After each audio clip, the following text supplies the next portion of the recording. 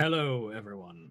Welcome back to Faustian Bargains, this Warhammer 40,000 Wrath and Glory RPG campaign. I am William, and I am your storyteller, game master for this campaign. And joining me today, we have Andrew. Hello, I am Andrew, and I will be playing Shazra Violos Shokais, Expiate Pilot from the Farsight Enclaves. And Mara.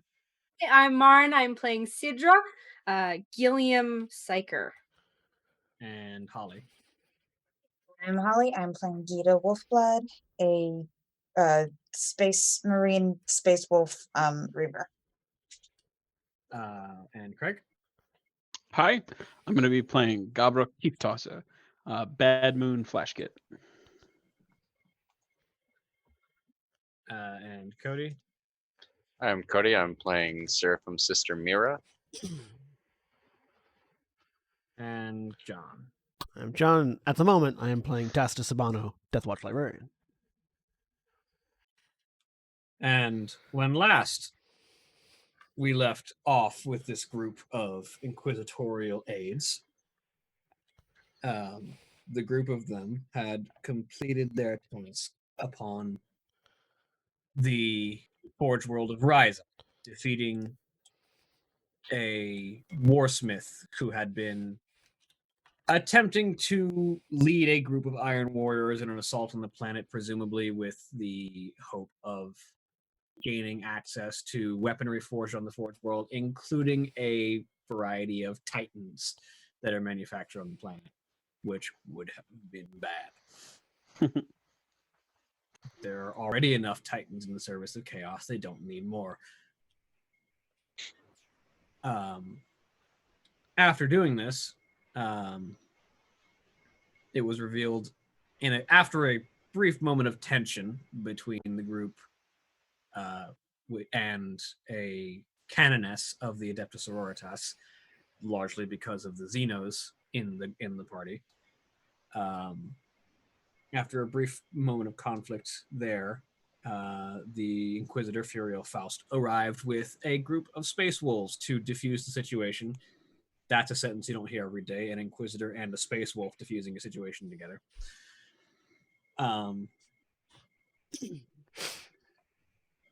And afterwards, the Inquisitor revealed that something that he had learned while interrogating a number of Iron Warriors and other Chaos worshippers over the course of this invasion was that apparently a Chaos cult known as the name blanks in my head. The Cognite. Thank you. The Cognite has reemerged from its previous destruction at the hands of another Inquisitor. And it is decided that because the Space Wolves and other forces are much better suited for handling a full-scale war, and the Inquisitor's forces are not quite fit for taking on the entire Iron Warriors Legion, especially if it is currently being led by Perturabo, the Primarch of the Iron Warriors. It was best for the Inquisitor to send out a warning to Inuit and prepare to break off and deal with this secondary threat that has been gathering. They are moving towards the world of the world of Noctis in the border of the Segmentum Solar and the Segmentum Pacificus, and preparing to make planetfall there to try and hunt down any leads, as this is the last place that the Cognite agents had been noted to be present, at least one of the most recent places. And we pick up with the group having made preparations and prepared for planetfall as the group gathers with Inquisitor Faust on the bridge of the Umbra Draconis as they approach.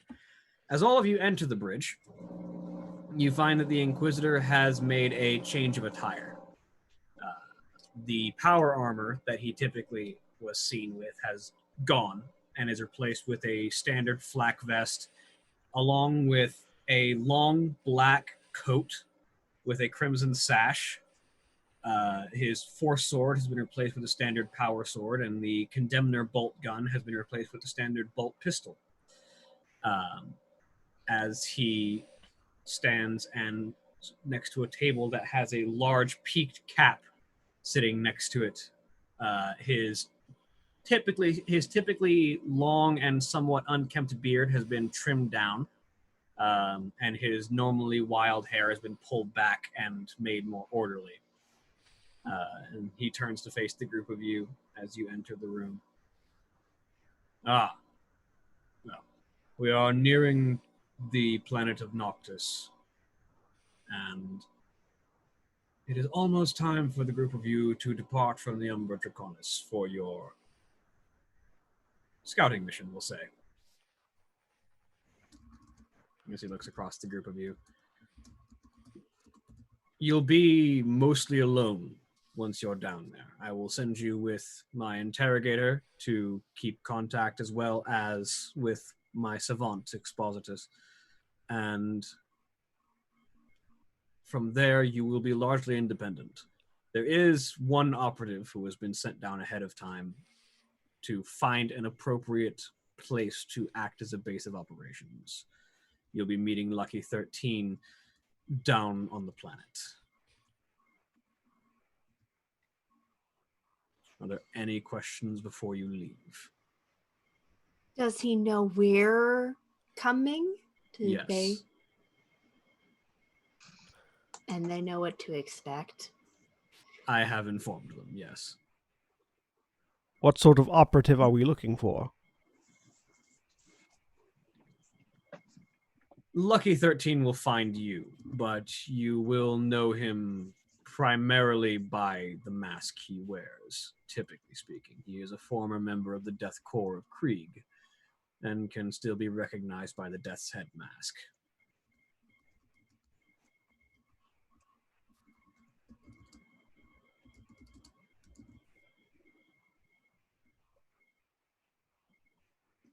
Any other Right. questions? Is there anybody down there who's not supposed to shoot? Try not to kill anyone who is not actively trying to kill you, but if a fight breaks out, you have the authority. And you are going to a relatively lawless place, so there will be plenty of criminal organizations who might want to get in your way. What's that? No rules, Gabrick. But some rules for us. Right. The local RBTs will be the only real force of policing that you'll be able to find, and whether or not they are corrupt will likely depend on the district of the city you are in. You'll be touching down on Noctis Primaris, the main hive of the planet. And you'll be meeting up with Lucky 13. He will get into contact with you via Vox once you've reached range, and he will guide you to your safe house. All right. I have one question, Inquisitor. Mm-hmm. I have never been to a hive world before. I imagine the battlesuit won't be entirely suitable for it. That From depends what I've largely. That depends largely upon the region. Hive worlds are built much like Imperial ships, very large and buildings built atop each other. If you are forced to go into the Undercity, you may find it much more cramped and with less room for your battlesuit. But in the upper hive and the main levels, along main thoroughfares and roads, you should find plenty of room. Very well. I will endeavor to be prepared for any environment. I would recommend procuring sidearm and armor either here or on planet if need be. Here seems more amenable. Very well. You have a few days before you arrive. Very well. I will stop by requisitions when I get the chance. Have any of the rest of us seen Showcase out of their armor? Mira Just, has. just yeah, just Mira. Okay. Does the armor come off? It's like you're. I thought you were like welded in there, like the. I point at Tacitus and Gita. Oh no, we pilot our battle suits and are quite capable of moving independently of them. Oh, it's more As like as are the Space Marines. The ones that you've met simply have not deigned to remove their armor. like hermit crabs. There is no Okay. need to remove our holy chassis. But there's still soft Smells- bits inside. From time to time, but not often. I will make mental note. Noted. The Umbra Draconis will be departing after it drops you off. There is another lead that I need to follow along the lines of an Imperial Guard regiment within the area. I will be going undercover as one of their commissars, so I will be disappearing for a while. If we need to get in contact, if we are done here or need Gora assistance? will have the means of contacting you. Okay. So I'll also send you with an astropath. That's right. Got it. William, whenever I think it's an AC unit kicks on in the background, Yeah. my because RTX voice can also apply to incoming audio, so I can apply it to all of your audios as well, which is really nice for everyone except for whenever your AC kicks on, William, you become way more distorted. Because it's trying to kill out the AC sound but still keep your voice. Unfortunately, if I turn the AC off, it's going to get fucking boiling in here. Oh no, so it's staying there. No, it's fine. The solution is to get closer to your mic. Stuff aside. That is between me and the mic. Slide the mic a little closer. Because when you're closer to the mic, it's easier for the program to Does it change? Separate your voice from it. It looks like it wasn't even using the correct mic the entire time. Oh, that would have also been a That'll problem. do it. Hang on. Say words. Words. Okay, making sure, because it changed my speakers too. Hey, now we can. Now, actually, you sound much better now. Yay. It was using the wrong mic. Technology. All right. Now then. Huh. So, is there anything else you need to accomplish before you arrive on Noctis? I keep trying to slap the flies out from in front of me, even though they're coming from William's camera. Like, instinctively, I just swing, and it's not here. So if you hear the sound of, things falling over, that's what that is, folks. Like, normally you can't see flies on camera, but because I've got a ring light right here, whenever one of them passes in front of the light, it's just a little white spot. Oh, yeah. Mira's just gonna try to grab a couple of just stem ampules, if she can. Just roll me an influence. You can probably get them easily. Yep, that's you get 2 of them. All right, cool. Yes, Oh, go ahead. Showcase will also need to stop by to make her own requests.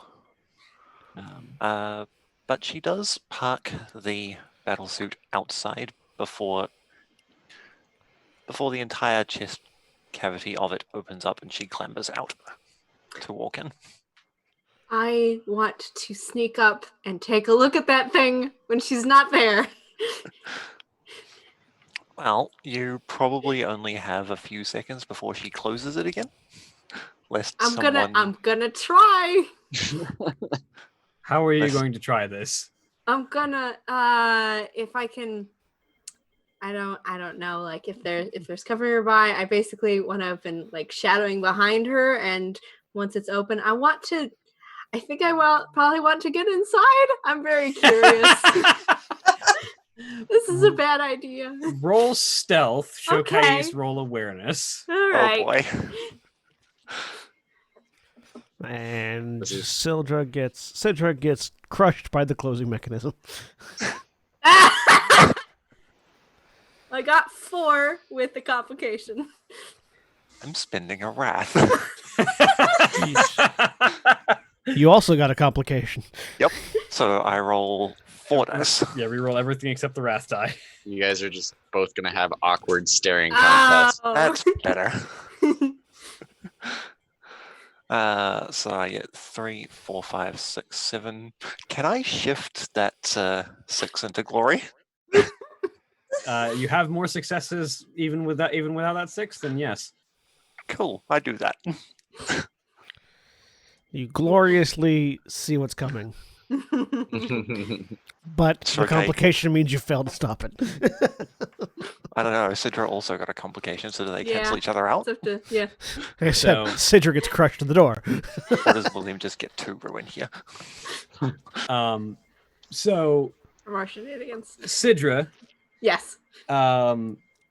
you see your moment. Mm-hmm. I've been waiting. As Shokais is preparing to is stepping out of the battle suit, and you immediately dart towards the canopy to try and climb your way in. Shokais, you realize that Sidra is there after you have begun the closing sequence on the armor. Oh no.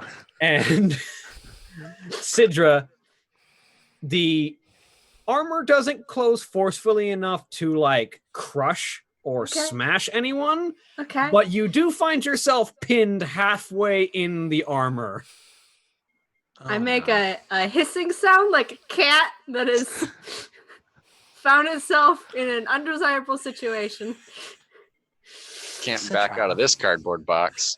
I would imagine this is very much like my own cat. When we open the door, just a crack to check outside, and he is consistently like, "It's my moment," and all. Yeah.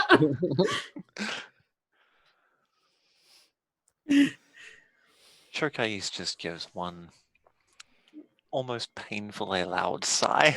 As you're looking at Sidra's legs dangling out of the canopy, as Sidra has her entire torso inside the canopy and is pinned Leave- about the waist. Leave her there while you do your business. Are you kidding? Who knows what she'll touch in there? Everything. It's already contaminated. Exactly. Can I find anything loose inside? No, actually. Uh, Okay, fair. What's I it mean, like there- inside there? Inside the battlesuit is basically like, imagine your typical starship's bridge, only it's one-seater. Mm-hmm. There's Okay, panels nice. and screens and controls and joysticks Yep, and such. And it's all Everywhere. in languages I don't speak. Oh yeah, it's all in Tau. Yep. I don't speak that. There is one object that looks like it's plugged in and could be removed. Okay. I'm gonna try and reach for it. Roll me athletics to see if you can stretch far enough This with is your fair, waist this is pinned fair. in the door. Hey, that is 5. I don't know what that piece is, but I'm certain it's going to be hilarious when Yes, you reach for I'm it. excited. So, Sidra, Yeah. as you pull on this little gadget, it's about the size of a datapad. Okay. Showcase's 3 drones all spring to life and focus their attention on you. And from outside the battlesuit, you can hear, Sidra, what are you doing with my drone controller? Oh, that's what this is. Put It it was back, please. shiny and I didn't know what it did. Put it back, please. I don't think I can reach actually. Oh, all right then. I'll handle it. And Showcase finally opens a small hatch on the outside of the battlesuit, Yes. pushes one button, and reopens the casing to let you out properly. Ah! You're a little sore. Ow! Do you know how much this thing is worth? I hand the data pad very carefully back to you. and she will promptly stow that on her person. That Because you could is sell if it gets, because you keep getting like smashed up and stuff. If you could, if it breaks, you could still sell that for like a lot more teeth than you could carry. I have no interest in pawning off my possessions for currencies, especially not teeth. Yeah, but then you can Godric use is those, such a good influence. but then you can use those teeth to buy things off of orcs and maybe pick some other things up while you're there because they get distracted really easily. It's fun. Shokais looks appalled. I have no desire to engage in trade with orcs. I hope you learned something from this, young miss. She closes the canopy again. Should probably give the description again for what a Tau actually looks like in the flesh for Right. those who are not familiar. Yes, for those unfamiliar, Shokais is of average height for a Tau. She stands at about 5 foot 8 inches, dark blue-gray skin, and black hair that she keeps closely cut and free from her eyes and ears, as many Towers of Firecast do. Because I decided to play a little fast and loose with that, because have you seen Shadow Sun's ponytail? Yeah, Shadow Sun has some insane hair. Yeah, that doesn't fit under that helmet. I digress. Shokais is wearing a lightweight pilot suit of Tau make, featuring plenty of pockets and pouches that she is making a point to slap Sidra's hand away from occasionally. I only do it once or twice. She keeps the majority of her personal items in there, save for the drone controller, which can plug into the battlesuit. Also, they look like the 40K equivalent of little gray men, Beautiful, beautiful. except they're not little. Right, yes. The thing about Tau is that they don't have noses. They instead Okay. have one long slit down down between their eyes. And in the case of Shokais, that splits off into a Y shape in the forehead. Okay. Big bug eyes and bluish gray skin. Yep. I don't The bug think- eyes are less of a feature. Yeah, Tau don't really have bug eyes. They're much more humanoid. They do have a very human face, aside from the lack of nose and the weird, like, crease in the forehead. Okay. Well, when I say bug, I mean like it's all iris. There's no sclera or pupil, at least from the images that I've seen. Ah, Oh yeah, it is basically just one solid color usually. Mhm. There's some variants, but most Tau eyes are either like black or mostly pupil. Fair Most enough. of the- Fair enough. but- I'm just saying. Money is useful. And I give you a big smile and I back cautiously away. One other thing that you would notice, Sidra, is the she's had her sleeves rolled up from doing her repair work, and you can see on the inside of her right forearm is a long, jagged slash mark. Okay. But once the battlesuit is secure, she directs the drones back to their usual stations and heads on inside to speak with the quartermaster. Hopefully that link works.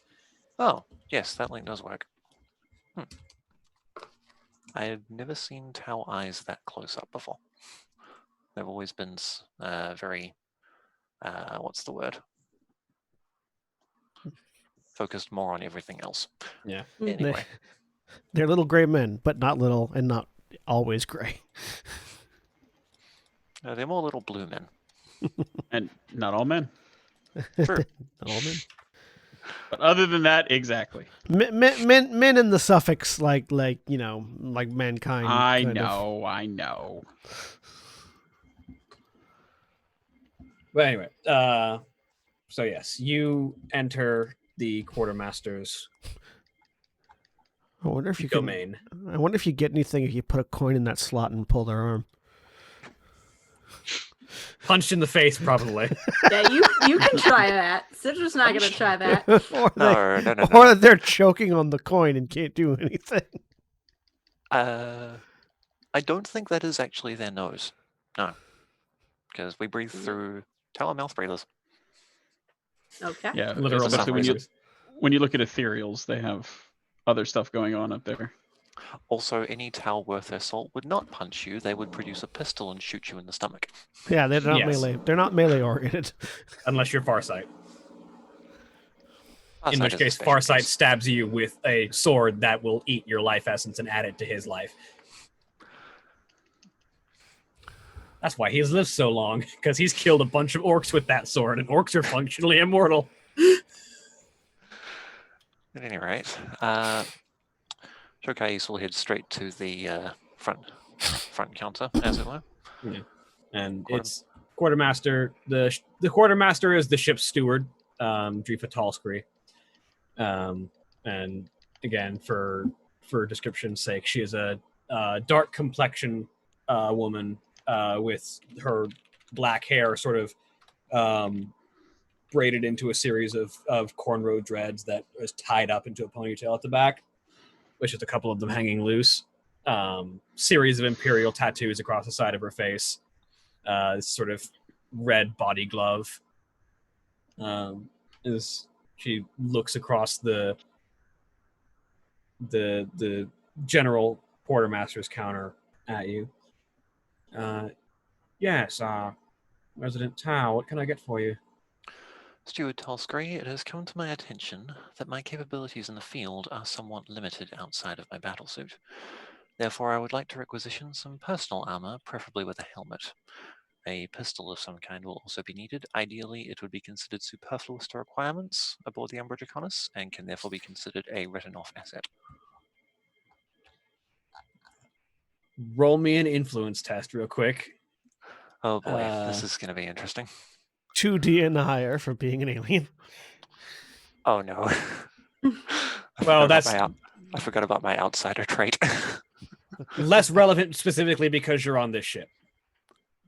2, 3, 4, 5, 6 successes. Nice. Good.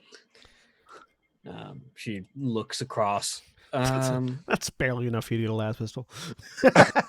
Yeah, we can provide you with a las pistol, some armor, some helm. You might. All of our gloves are made for humans, so the extra finger might be a little bit weird for you. I'm sure it will be fine. But fortunately, you Tau have a relatively similar build, so we can probably find something for you. I don't know why she's suddenly Australian or New Zealander, but still. One of the two.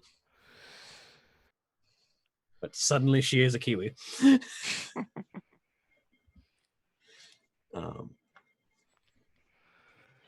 I think it's because I've been listening to the text-to-speech device series, and Magnus is, for some reason, either Australian or New Zealander.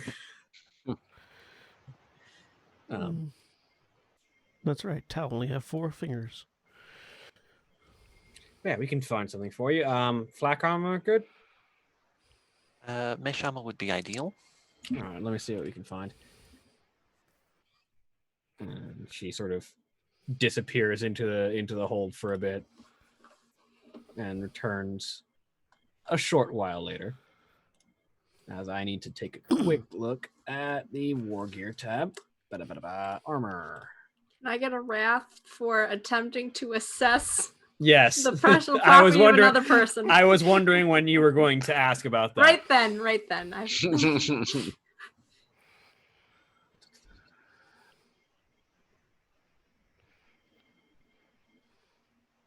Yeah, here we go. And she comes back with a folded suit of mesh armor and sets that on the table, and then sets a las pistol on the table next to it. Thank you very much, Steward. As mentioned, I hope you don't mind this pistol not being returned. It's a las pistol. We have plenty of them. Fair enough. Her accent shifts continuously. Oh, showcases is all over the place. If it helps you to know what I intend to do with it, I would replace the internal mechanisms of it with those of Tau technology. Consider it a symbol of the alliance between the Inquisition and the Farsight Enclaves. And there goes my personal objective. Beautiful. Extol the value of working together to achieve a common goal. Do you want a dummy case? As she becomes... Whoa, that was cocky for a second there. For a moment there, I thought Garwork was talking. I'm just Every shifting nationality. accents. Now you know how I Unbeknownst to feel. you, secret the- orc. Anyway, It's the Wandering Accent Show today with me. Normally it's And now me. we reveal the grand plan. All right, everybody, take off your Yumi masks. Everyone is an orc. Ah. Just a bunch of Right. just a bunch of commandos. Right, back to the battlesuit. I've got some things to kill. You were wondering why the entire crew of the ship was just wearing... They looked big green people wearing T-shirts that said normal human. Yeah. Like a Yeah. cardboard mask that only covers their forehead and eyes. Exactly. And again, the one guy wearing the Space Marine helmet, just up down to the nose. Nostalgic. Get back into the New Zealander accent. There we are. Sort of. Maybe. Anyway. Do you want just a dummy las pistol that you can... Just a hollowed out one already, so you don't have to bother taking the pieces out? That would make more sense, yes. Right, let me get you one of our training models. And she disappears for a minute and comes back later. Right, this one's already hollowed out. It's mostly for maintenance work, so it's all of the frame, none of the internals. Perfect. Thank you very much. I need to get to work on this immediately. Yeah, probably a good plan, actually, having a suit of Imperial armor to hide your face and an Imperial-looking gun that's actually Tau Tech probably be helpful down there. Yes. Do you also have some cleaning supplies? I may need to take a look at the internals of my suit. I'll get you some cleansing materials, yes. She hands you some cleansing supplies. Thank you very much. My associate Sidra got into the suit by accident. You'll want to double check everything in there then, because her sweat glands are somewhat acidic, so check anything for a little bit of acid damage. Oh no. It usually takes a while to wear anything down, but it's just we keep having to replace her equipment on the regular because after a few weeks it starts to rust. Well, I will endeavour to be on the lookout for her in future. I wouldn't let her hold on to anything for too long. Yes, she almost had my drone controller. At any rate, I have taken up enough of your time. I need to get to work. Thank you again. And the Emperor protects. She just says on reflex. And so does Feotak. For those not in the know, that is what battlesuit armor is made of.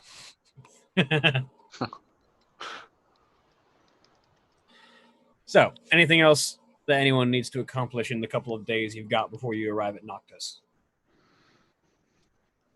Nope, I'm good. I'm good. I'm gonna talk to Gita at some point. Sister, Yes, a word, if you wouldn't mind. of course.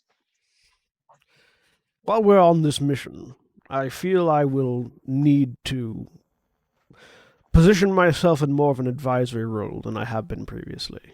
The armor of the Death Watch is something of a standout occurrence on all Imperial worlds. Something that will draw more attention than our group needs. As such, I would entrust the battlefield command tasks that I have been up to this point performing to you, sister. All right. What exactly? Lead are you talking about there? lead them well in battle. make sure they all come back. They'll put the big meaty space marine hand on your shoulder pauldron. I will do my best. The humans of the planet will look at you in awe. Use that to your full advantage. All right. That's it. Testis is not a man of many words. And most of clearly is. half of them are straight out of the Codex.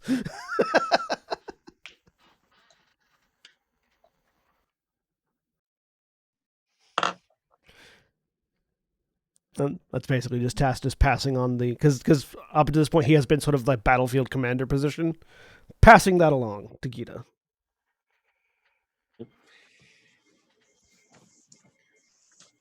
All right, so a couple of days pass, and eventually, you are called to the hangar, where Tan Rivalda is waiting, along with Gora Night Venom, the Savant, Savant Expositus. You've never actually heard his first name, and no one ever calls him by anything other than Savant Expositus.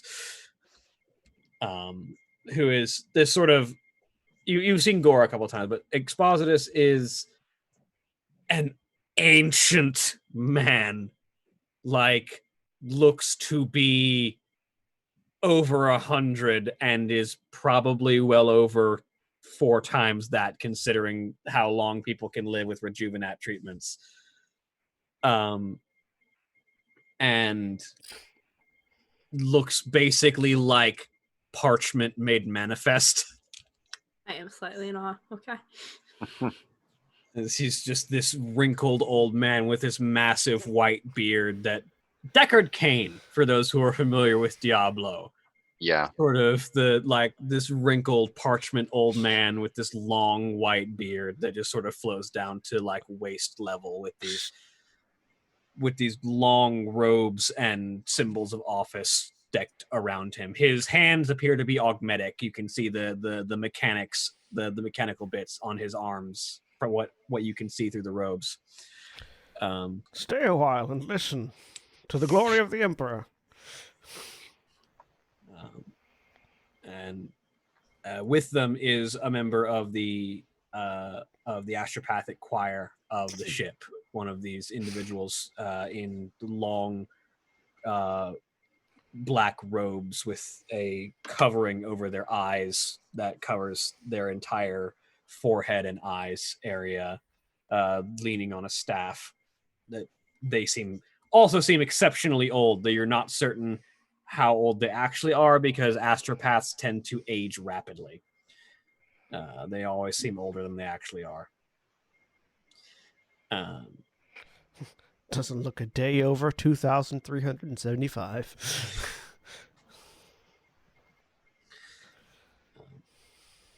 With the 3 of them and Tonri sitting in, Tonri greets the group of you. All right. Thunderhawk's a bit loud and obvious for this kind of trip. We're taking a gun cutter. So follow me as she leans over to a more still impressive and still armed, but more civilian looking ship. All right. We'll follow. Yep. Following. Yep. Make sure my poncho's hiding all my armor and sharp bits, and follow. Yep. Again, Cover goes poncho. Mm-hmm. Wings. Only when I light them on fire. Yes, unfortunately, I don't have that luxury, so I'm taking the suit down. Yeah. A poncho case. over the suit, just Yep. the head sensor poking through, and just a bunch of cloth hanging around. Does Ponchos are nothing at very- all to hide the fact that it's. Very stylish. Sidra is constantly in a poncho. It's just what she wears. Yep. Cidra's also in like a plastic bag, though. Yes. We could do the same thing for Showcase, except I think a tarp would just look like a bib.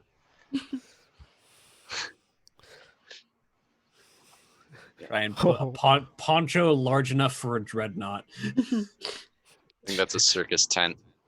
Does the Umbra Draconis have that big of a top budget? You don't want to see the Imperium's tarp budget. It's the one thing they skimp on. It mostly goes out to the guardsmen for executions. Yeah, that would make sense. William, you might know this. Who is the? Where's the line about Death Corps of Krieg guardsmen executing their commissar for cowardice from? I don't remember, but it is a hilarious line. Yes. I don't remember where it's from. I just remember reading it and laughing my ass off.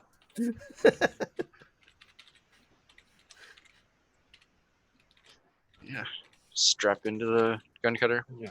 So the group of you, your 3 hangers on and the pilot, all step into the gun cutter and strap down. After a moment, there's the jarring sensation of liftoff as the gun cutter takes off out of the Umbra Draconis and makes its way down towards the planet. Looking out through the view screens, you can see the spires of the Hive City.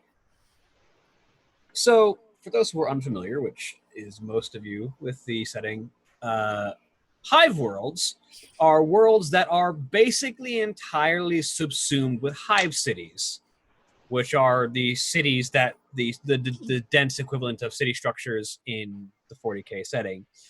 They're called Hive cities because basically how they build and how they're founded is they start from the ground with cities and then build and build and build on top of each other over millennia until you've got city structures that stretch into the stratosphere and beyond.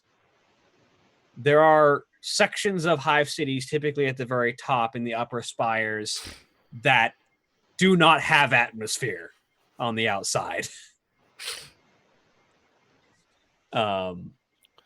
And so there's typically they're divided into the upper hive, which is where the rich and the wealthy, typically like planetary governors and the high hive aristo society tend to live. The mid spire, where your more average sort of middle class imperial citizen lives, and then lower spires where you're low class, and then the undercity, which is where you reach the underground section that is basically never sees the light of day, where you get your hive scum, like Sidra, although you're more of a space version. Mm-hmm. Where you get your hive scum, your mutants, your your general criminals, your heretics. The underhive is where you find everything illegal, and where it's much harder to police because it is just a dense warren of sewers, city streets that never see the light of day, and so on. It's sort of like Coruscant, but times 10 from Star Wars. You know all that empty space in Coruscant where there were flying cars? More city. Yeah, if you take a Coruscant and then just layer another Coruscant on that so they interlink. Yeah, copy Coruscant, paste, invert, and then fill in the holes.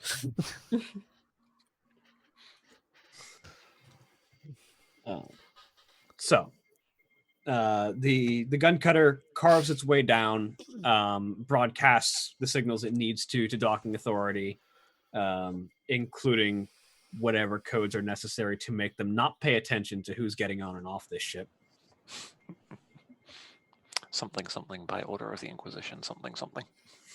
The Inquisitorial Rosette just shows up on the screen and they're like, okay, no one bother that ship. Cameras off, guards out.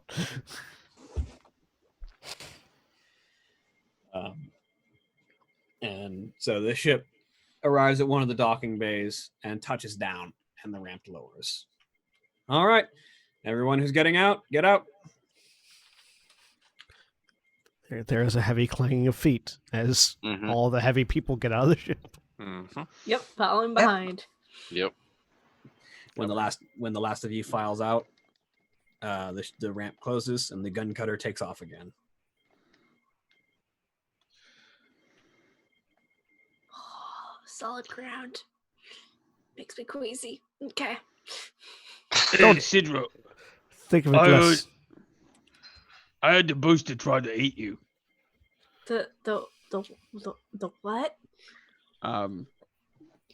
Gabrick points at Showcase. Showcase is back in the suit, right? Yep. Yes, she brought the suit down. The booster. Oh, sorry, I'm not familiar with that term. Yes, we're good now. Did we land in the high spire or in the mid spire? Mid-spire. Mid spire. So to Sidra, if it makes you feel better, think about the fact that we're not actually on ground. We are several thousand kilometers above the ground still. That's true. It's station that not making it better. Heights. Is it the different gravity? It's stationary. It's not moving. Well, it is. It's just moving at a speed that's imperceptible to the human eye. That's true. It's weird. It is. Let's get down below where there are walls closer nearby. I'd be more comfortable. First, we will need to acquire our contact. Yes. I guess we just start walking? Yes, Presumably. it is difficult. It is difficult to find someone when Inquisitor Faust said that this lucky 13 would find us. Yes. I'm assuming they'll be down further below. Well, first we right. have to get out of the starport, Gora Yes. says. As she looks across the group of you. Which, So, this way, presumably. okay. Follow behind. Walk with purpose. Follow the airport signage. Okay, gates over here. Battle quickly so that people can't see you and get a lock on you. As you step out into what would normally be the sort of the broad thoroughfare that connects several of these docks, sort of this wide open area with just sort of a number of like onloading and offloading crates for carrying cargo from various ships setting down, you are immediately struck by how unnaturally quiet it is. Typically on a hive world, you can't find a space this large that doesn't at least have a dozen people in it. This place feels empty as you step in, and you can hear the echoing of your feet louder than you could hear it on the Umbra Draconis. Oh. Okay. Something is off here. Yeah, I'm getting near whoever is near me that is bigger than me and also has armor. Because this is freaky. Are there any screens playing news of what's happening on planet or anything like that nearby? Roll me awareness. Also, is there any is this just like standard an Inquisitor is coming protocol, or is it different from that? It's different. 5 successes. Nice. So you look around and you see where monitors would be. All of them have been deactivated.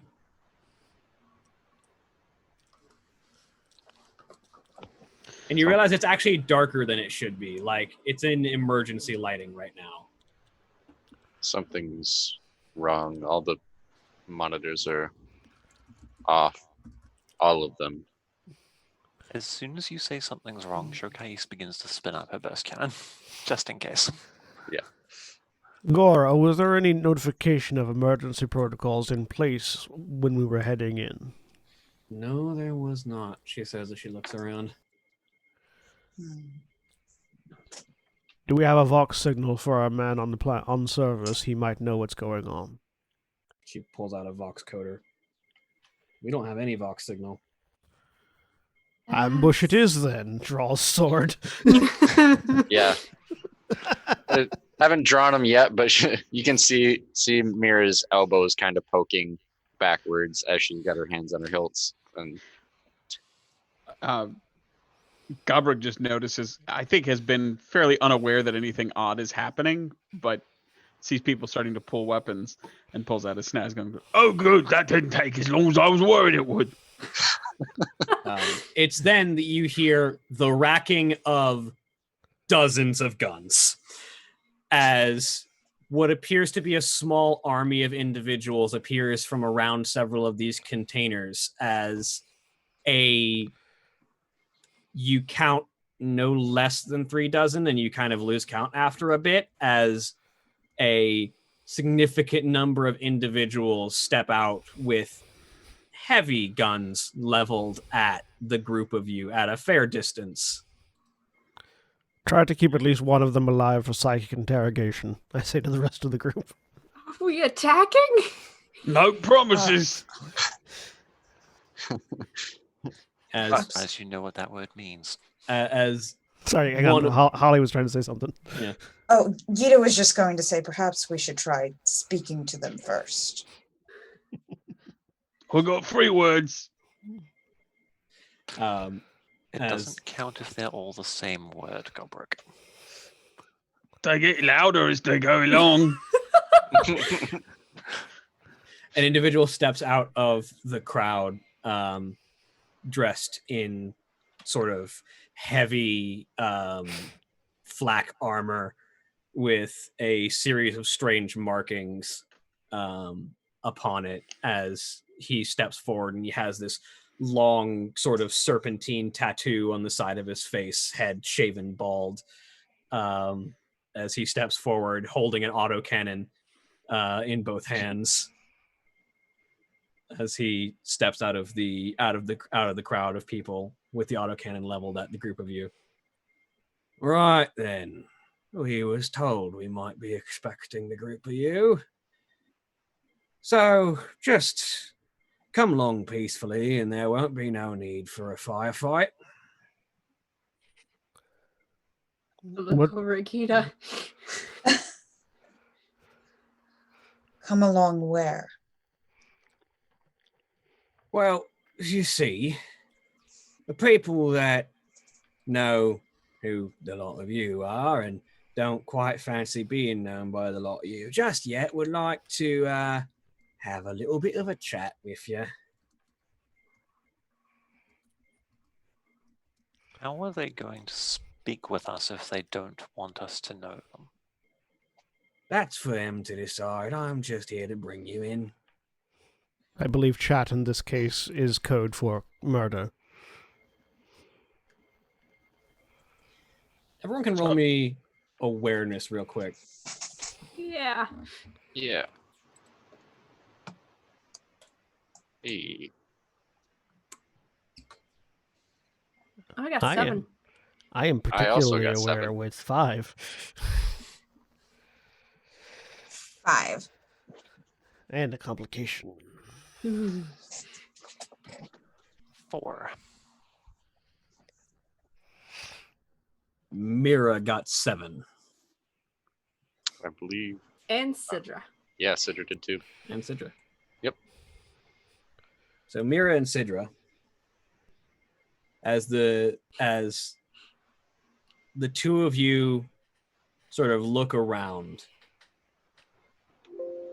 you barely manage to notice what happens before it happens. The rest of you, it almost moves too fast to keep track of, as suddenly the entire group falls over.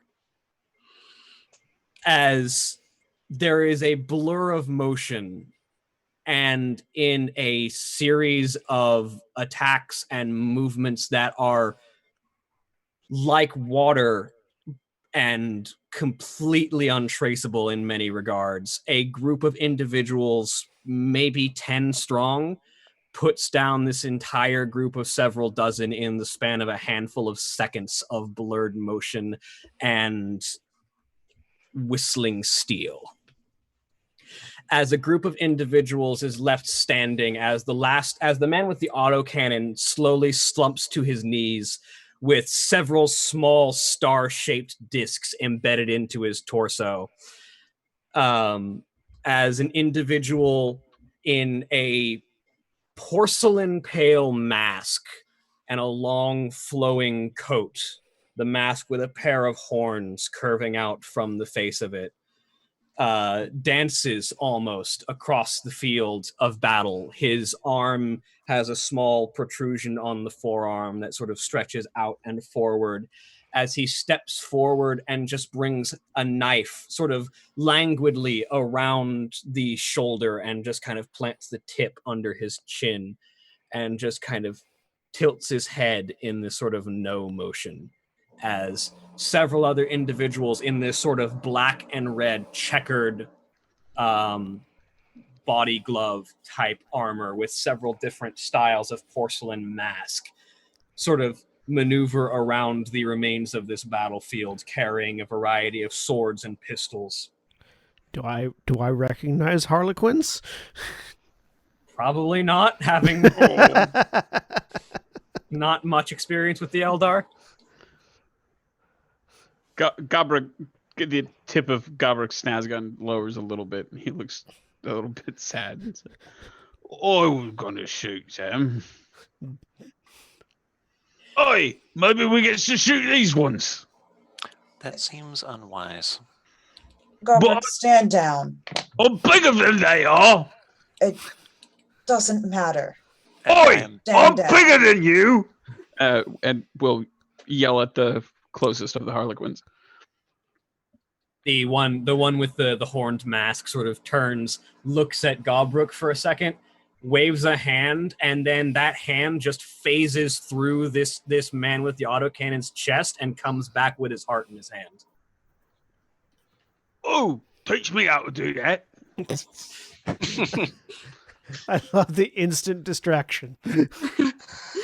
Does that satisfy my goal for the day? Yeah.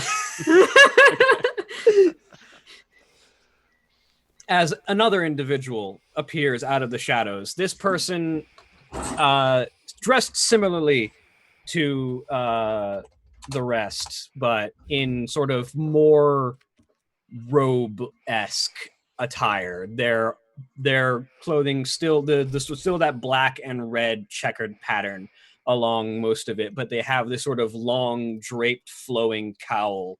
And where most of the others have porcelain masks with various faces, this one who walks with a staff at their side has a porcelain mask that is just completely blank and reflective as they step forward from the rest of the group.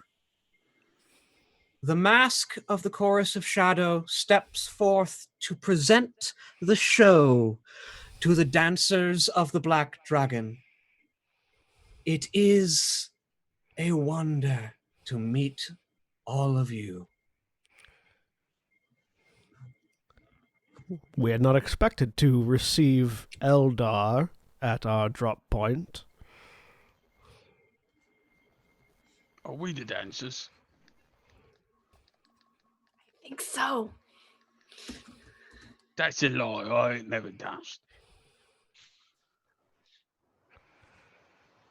The Shadow Seer goes on. We have been brought before you as the Solitaire has deigned that your fate is worth the song of the Ranadandra as it draws near. And yours is a dance that shall mark in time. And it is worth our intervention.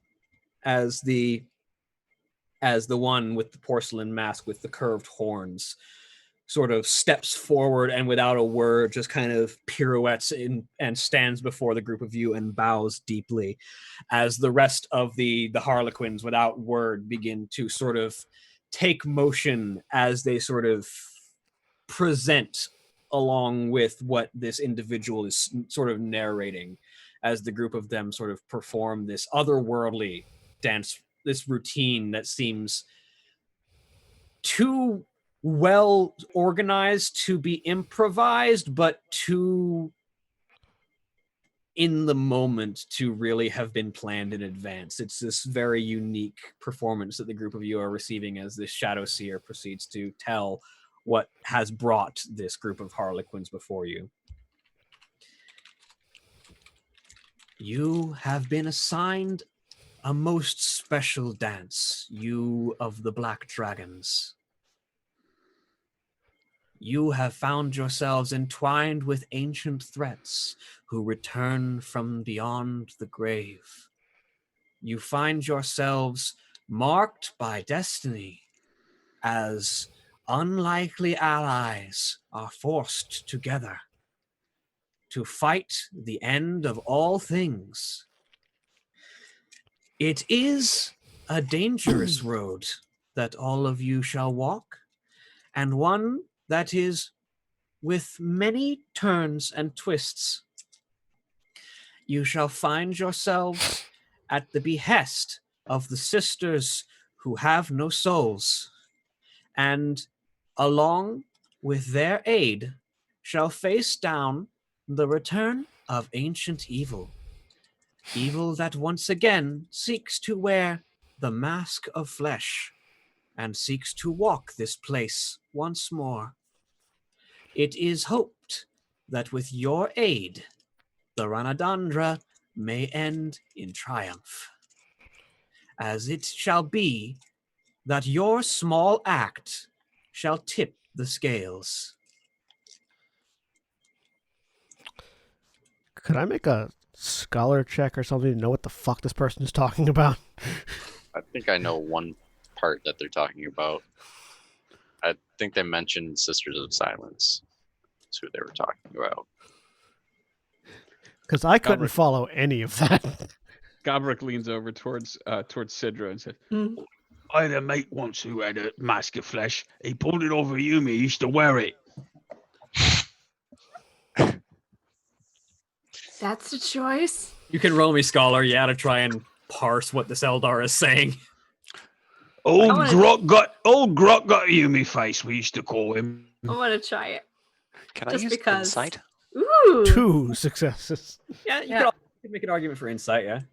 Cool. I got 4 successes and a complication. I'm For gonna scholar. try scholar, but it's not gonna. I am emphatically not trying. I just Fair, like that. fair. I spend most of my time reading complex librams, and I have no idea what they're talking about. Wow, I got 4. No, you got Nice. more than that. You got I got more? 6. you Yeah, got 4. yeah, you you got got 6. Yeah. Oh, well, never mind. I got 6. Because I'm content with my 5. Oh, I see. Yeah. Yeah, because the greens explode. So, Don't explode, Gita, yeah. you're following along best of all because you come from Fenris, which is a place where dramatic poetry and sort of the skald culture is part of society. The sort of storytelling method that the Fenrisian culture is a lot more bombastic in a lot of ways and a lot less flowery, but you are sort of following along the sort of the heroic ethos of this story that the Shadow Seer is telling, is basically saying that you've stepped into some shit. The basic understanding that you've got is that you found yourself tied in basically with a grand destiny. And that the group of you stand on the precipice of events that in the grand scheme of things seem minor, but might have an incredible impact on the winds of fate. You catch a reference to the Sisters of No Souls, which is, as far as you understand, would be the Sisters of Silence or the Anathema Psychana, who are an order of anti-psychers. Basically, they're blanks in the warp. Their presence cancels out psychic energy, and they're basically a group of witch hunters. Something to do with them is relevant to whatever is going on with your destiny. And from the things that seek to wear the mask of flesh, to your understanding, would be demons. Demons trying to inhabit mortal forms. And the rest of you are following along not quite as well, getting bits and pieces of this as you go along. As the Shadow Seer continues. But first, in this tall tower of endless drudgery, there is one who has danced the dance of death many times. He, with the face of that which would claim him and yet cannot, shall guide you first to safe haven. And from there shall you find the man with no face. And from him shall you learn the truth of your quarry. It has been our pleasure and honor to provide you with the entrance to this riddle. May you unravel it in the favor of all. As she bows, and the rest of the troupe, having finished the performance that sort of accompanies this narration, all bow in unison. Gita will likewise bow towards them. I'm gonna try and curtsy. It's real bad. But try it though. It feels like an occasion for it. Showcase can't exactly do that, but she will note one thing because she gets the distinct impression that they have in fact stopped talking. It's a bit difficult for her to pass all this Eldar flowery language. But she will salute as best she can from battlesuit limbs and note an impressive Montcar and an even more impressive performance. Gabruk looks around at everybody bowing and curtsying. Oi, what you all drop?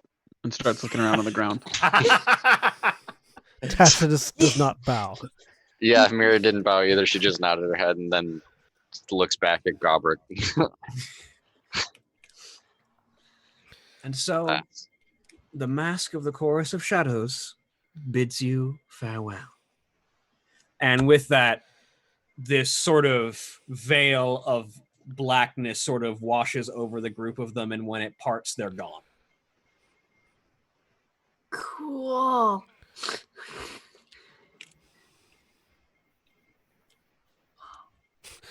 Did they leave any of? Did they leave any of the attackers alive? No. Figured I'd check. The one guy might have lived, but then the solitaire pulled his heart out of his chest. Yeah. Well, It's usually effective. I feel like we got less information than we would have if we had just started fighting. But It's the problem with Eldar. Yes, We'd be dead now. I agree with you. It seems like we may have gotten ourselves into more than we thought. Yeah. Let's go before. Other than the face bit, what was that shop here talking about? They said that, like I said, we got ourselves in deeper in what may be a chain of events that may go further than we thought. And I'm sorry, what was that thing that they referenced in it? The Sisters of Silence Yes. are basically an order of anti-psyker witch hunters. The Sisters of Silence are an order of witch hunters, basically. I'm familiar with the Sisters of Silence. And when they mentioned I'm trying to remember everything they said. The wearing of the flesh. It's the ones who would wear the mask of flesh. Yes. as far as you understood, Yes, talking it's about demons. demons. Yes, the ones that would wear the mask of flesh would be demons. Some sort of fight between the Sisters of Silence and demons, then. It would appear, Uh, but it may go deeper than that. It was a very overly poetic way of doing it. If I believed the Eldar could do it any other way, I would suggest so, but... it Well, let looked us... very nice. Yes. So it was pleasant to watch, but Maybe we should not be here though when those people's friends come back. Gora's No, Vox correct. Gora's Vox starts to crackle and a signal starts to come through as it's just a series of coordinates on repeat. Oh, well, I guess there's our hideout. Whatever was blocking signal seems to have stopped. Shall we go? Yes. Yes, please. just any that we pass by on our way to the door out of here, Mir's just gonna quick rifle through a couple pockets, see if there's anything valuable. If there's not, I'm going to pick up that autocannon as we go. May as well. And yeah, most of them are holding like slab pistols and stubbers. The one who had the biggest gun was the guy with the autocannon. obviously. Put this to use at the base. Defensive measures. I approve. You find a handful of credits. I would say you can find an asset Okay, cool. off of these bodies, Mm. An asset. which An basically asset you worth of you can use an asset to stand in for a wealth whenever you make an Awesome, cool. influence roll. So, cred stick, brackets, one asset, bracket. Mm-hmm. And like, just reach down, grab the autocannon, keep walking. I believe the currency of the Imperium is called thrones. Yes. Yeah, throne geld. Are there any guns that are still in one piece? Guns Yeah. or rifles or any? Okay. They're mostly low quality like stub guns, but yeah, they're there. Okay. Gavrok will pick up the one that it seems to be in the best shape, and take a moment to bolt it onto the side of his snaz gun.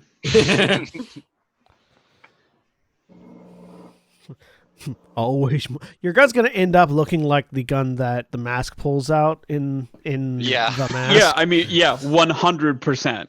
It has grown. I mean, he's definitely. I think this is the fourth gun he's added onto it since we started the campaign. Also an arm yet last week, I'm counting that as one of the guns. No, Okay. he has the power claw that he's wearing. But he did take an arm gun off the obliterator and sort of stapled it onto the bottom. So yeah, there is a rotting piece of chaos flesh on the bottom of the thing that is vaguely gun-like. Mm. And whenever he pulls the trigger, some of these things fire each time. It doesn't seem to bear any. Like, some of them fire each time. Not the Yeah. same ones, though. Nope, definitely not. Beautiful. This is what happens when you unlock unlimited ammo for the orcs. This is what happens when you're an orc, and Yeah. if you believe hard enough, a tube shoots. No, what do you mean hard enough? If you believe. You know that song, so- the song "I Believe" from Book of Mormon. That's just the orcs. I was thinking more like Tinkerbell, like, I oh, believe. me shooters run out of Daka. All right, everybody, clap if you believe. I kind of want an orc to just start singing "I Believe" as they're firing now. All right, which one of you grots didn't believe hard enough? That song's stuck in my head now. You're welcome. Clapping you grots together. All right. So Sorry, William. you no, this is great. This is fantastic. So you follow your coordinates, and it leads you down to the lower hive, not to the under hive, but to the lower hive. I'm gonna keep an eye out just to make sure we're not being followed. Roll me awareness. All right. Because we are here to root out a cult, so. And they already sent a lovely welcoming basket. Well, Yeah. all right. 5 with a complication.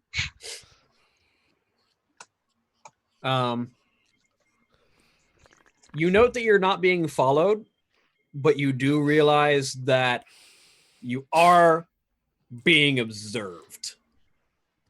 Like, it's not necessarily like someone specifically following you, but there are a number of individuals who sort of turn and look at the strange arrangement of passersby. Our passing has been noted. Yep. We're not. You suspect the news around the hive will quickly spread of this strange group's arrival. What gave it away? Was it the 12-foot tall battlesuit? Or the orc, or the 2 space marines. Or the sister of battle, honestly. Who's not doing very well to hide underneath that poncho? I mean, you can't see her face. She's wearing her helmet. Like, it's not better. The person who fits in the best is the mutant. Yep. I'm normal here. Nobody else is. Yeah, to be fair, none of the rest of us are normal anywhere else either. Yeah. Do we see, are there any orcs around, by the way? Not at the moment. Okay. I mean, we did hear that there could be orcs on this planet. Yeah, there could theoretically be like a handful of orc freebooters, like to the point that your presence will not be seen as completely unheard of. Because we're approaching the lawless regions. But it's not like, this isn't like the small town where you got 15 orcs clearly visible everywhere. No, this is not the Tortuga of the galaxy. Yeah. It's more like the Port Royal. Okay. No. Continue on to find our contact. Yes. Yes. So yeah. It takes you further down, and eventually you come to what appears to have been an abandoned hab block. It looks like it's very run down, very in ill repair, as it sort of has been built upon on the next level up from the hive. It definitely seems heavily abandoned. Has a few like chunks taken out of it from likely having been grazed with ballistic fire at some point in its history.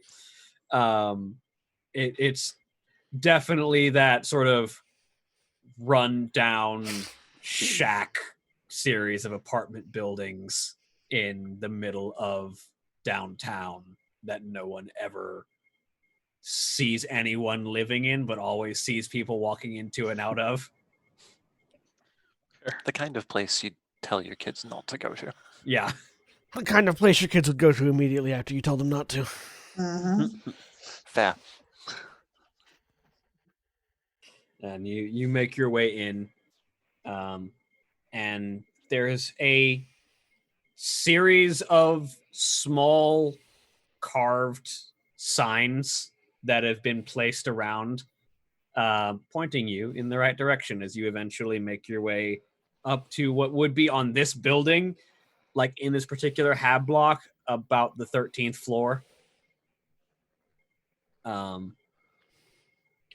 you find that there is a single door that has been left open slightly. Is it apartment 13 on the 13th floor? Yes. I'm sensing a theme. Of course it is.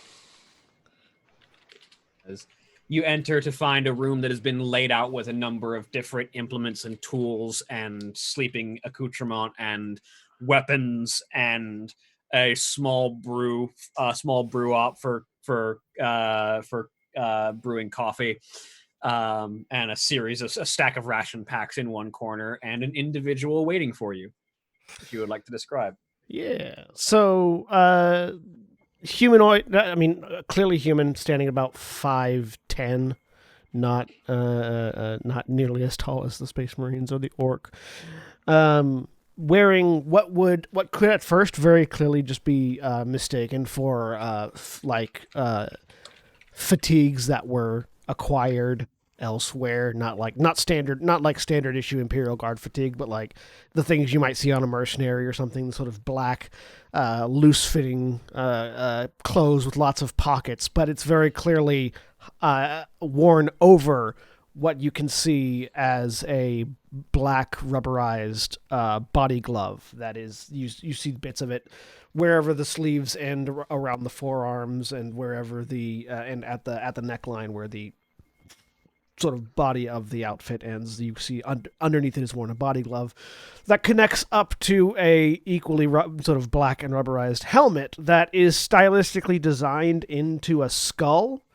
Sort of a blackened skull with optics, with installed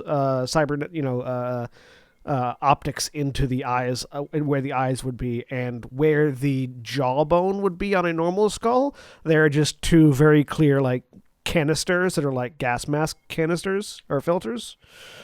A long, ragged black cloak that is sort of covered in dirt and dust to look like the walls that the hive city is sort of built out. So like it's vaguely the same color as the walls of the building. Currently sitting at a desk that is facing the door, tooling on a long las, which is a laser sniper rifle. That is disconnected from its power pack and on a table currently going through repairs. On the fatigues, there are also, belts with ammunition and various other bits and pieces of gear on it. And the masked face sort of looks in such a way that it can continue looking at the weapon and those who are coming in. And once everyone is inside, will stand up and offer a salute. Trooper 13 of Battalion 666 of the Death Corps of Krieg, at your service. You're not got poetry at us, are you? It's not my favorite thing, no. Oh, I like you. My name is Gita Wolfbane, or Wolfblood, whatever my name is. It's been a weird day for all of us. It's fair. Right, Mom. Sidra. Right. Mira. And she takes the poncho off and sets it off to the side since we're here now. Pistolary Tacitus Abano, as I talk to myself. Showcase of the far side enclaves. Gabrick smashes his chest. Gobruk takes Tulsa. Or the Bad Moons. And the Kill Cruiser and the Infinite War. Looks over. I assume 13 knows Gora. Yeah. Yeah. You've worked with her at least a couple of times, and Savant Expositus is a present aid to Faust. And Looks over at them, nods. The astropath is just one of the astropaths. They barely warrant recognition most times. Have I set up? Is this like the one room, or have I basically set up this floor as a base? You've got this floor basically. It's like every room on this floor has been commandeered basically. Give you the grand tour. This is base of operations. This is indicating the room that you're all currently in. Right. Been using it to set up listening post equipment and surveillance. Rest of the floor is basically ours for taking. Plenty of rooms. Figure out which ones you like most. Set up your things there. We can put together a general armory as well if you've got enough equipment. And we'll want to go back and make sure to scrub traces of your passing so that no one follows you in here. We weren't exactly subtle, if you catch my meaning. With a pair of Space Marines and a bunch of Xenos, I doubt there's any way you could have been subtle. We were It's also- greeted by some Harlequin. Oh, we didn't shoot nobody. That's subtle, that is. That's true. William, Fair point. do I know about Eldari operating on the Hive World? That would be the first you've heard of it, yeah. Yeah. Hadn't noticed any Eldari operating on the Hive World thus far, but I'll add it to the dossier. They assisted us. We had another greeting party. A little more hostile. Yes, apparently the ones that we're looking for wanted to have a chat with us before we start looking for them. I'd imagine. Well, we'll go ahead and set everybody up, get your things put away, and then we'll have a brief meeting about what to do next then. Sound good? Lucky, that would pose a certain amount of problem because that implies the Cognite knew where they would be ahead of time enough to get a large strike force there. Yeah, which is why I'm about to go secure the perimeter while they put their things away. I'm not the leader of this of this operation. I am a covert operative.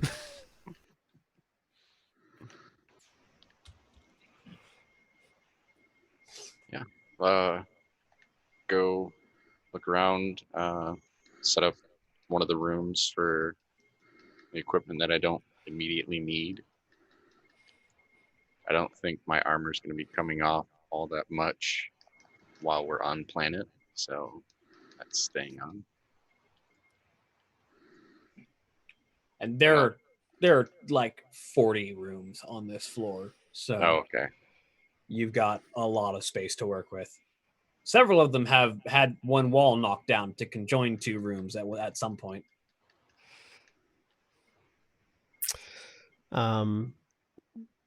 Tacitus is going to basically set up in whatever room looks like it can be most well-purposed into a war room, and is going to busy himself setting up clear lines of communication, or a communication station and a place where they can archive data. And he's basically going to operate as, in video games where you got the support character that's back at base radioing in relevant information. Yeah, that's him. Your central, if you will. Yeah, there you go. That's going to be him.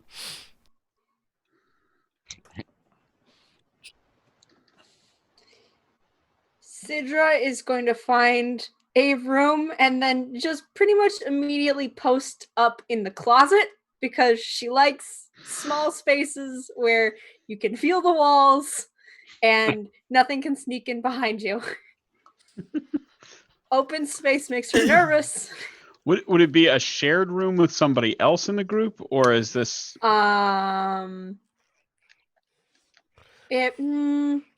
Yes, actually, probably. We get like a Fry Bender thing going on. Yeah. There's like a weapons closet in that main room. You just like go crawl in and close the door. And then open it again a few moments later to throw out everything that was already in it. Gobrick is outside. Thank you. Welcome. Gita's going to get a room next to Gobrick because she wants to keep an eye on him. What is the? I honestly, like, what is the closest room? That's really all Gobrick would care about. 12. There's a room full of scrap. Okay. Is any of it weapon related scrap? I mean, some of it could be made into a weapon if you wanted to. He's not a mech boy. Literally, if it's not something he can just affix to the main thing, I really don't think he cares all that much. He'll just pick whatever is closest. So you just take whatever one's closest to the stairs. Yeah. Most of them are pretty bare bones. Like this place has been abandoned for years, probably decades. I think what I did was basically just go through, strip out everything that was not relevant from all the rooms on this floor, throw them into one of the rooms, and then set up in the sniper perch, basically. Yeah. Mira, can I live in your closet? I come out of this one's full of it. It's not. Everyone's coming in and out of it. And I think Shokais hates me now. So you're the one I haven't antagonized yet. Do you say that within earshot of Showcase? Yes, definitely. I don't hate you, Sidra. I just have to be more careful about getting out of the battlesuit now. Fair. Do you mind if I live in your closet? Citra, you can live in my closet if you like. Okay. I'll rotate. Rotating closet. I set up shop in various people's closets. I'm going to rotate in between. Yeah. It's just going to be one thing where one of us opens up a closet. Oh, all right. Sorry to intrude. the rotating closet witch, Sidra. Yeah. That's the mood I'm going for. Yeah. That's great. The faceless old mutant who secretly lives in your closet. Yep, while they are all setting up, I'm going to go back down, clear out any sign of their passage, and check to see if anybody was specifically following them. I will make stealth rolls and awareness rolls as needed. Just make me one stealth roll and one awareness roll. All right, this is where it doesn't matter how many dice you have; all of them roll ones. And when Gita offered before the rotation was established, when Sidra asked, there was an inhale and you could see it, and then as soon as Gita offered, there was an exhale, and it's still quiet. No yes or no. It was just waiting for the dice to roll. Waiting for the dice to roll. I think we just need to give in and do a musical episode now. Why aren't they rolling? Just to amuse herself and possibly Sidra, Showcase will set up shop a little bit further down the hall, room number 7. Okay. Lucky number 7. Mm-hmm. Always. I've hit the button several times. We'll see what the fuck rolling, is happening. Sheesh. I'm going to refresh. I don't know why. Roll 20 the music. Yeah. Why are you following that particular tune? I don't know why. Hang on a minute. I don't know why. What is it? Okay, it's just your character sheet. Like, I can't roll anything on your character sheet either, but I can roll on Faust's character sheet just fine. Well, I didn't see whatever you rolled on Faust's character sheet. That's because it's whispering to me. Mm-hmm. But I'm getting rolls off of Faust's character sheet, but nothing off of Lucky's. Oh, there it goes. We got a there they all are. Ta-da! Okay, so there now was go a ahead. stealth skill in there. That was what I rolled. That's what I've been clicking. Yeah. Okay. The ones you made, John, haven't rolled. There we go. Oh. So seven successes on the stealth. I And see 4 9. successes on the awareness. 9? From the first one. 4, 5, 6, 7. Oh, that's the one that William made. Yeah, that's the one that I Yeah, made. that's the one you made. right, I would my have bad. taken that one if I could, but that was not the one I made. My apologies. So 4 on the awareness and 7 on the stealth. So you drive through and you can't find any sign of people following the group, which actually worries you more. Yeah. But you erase the tracks that you can. I set up a claymore, not inside the door. I'm going to use my knife to carve out what would look like a rat hole in the hallway just to the side of the door. So after you open the door, it's fine, and then you take 4 or 5 steps in, and then I'm going to carve a hole into the floor of the wall and set a trip mine there. Okay. And then I'm going to do that again at the next door inside. Just so that we have a couple of different redundancies. for in case I missed something, which I probably did because I didn't see anything.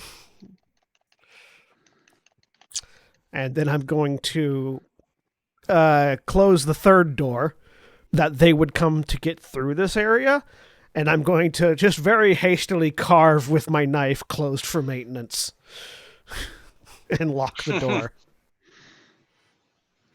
Which might be how you do it on Hive Worlds. Just carve signs into doors. You have made your preparations. And then I'll go back up and resume post at my sniper's nest until everyone's done and we can begin our operation briefing. Showcase is done pretty quick. She basically just parks the battlesuit in room 7, making sure to avoid a repeat of the Sidra incident. She will get out of it, close it up, and return to the war room, as it were.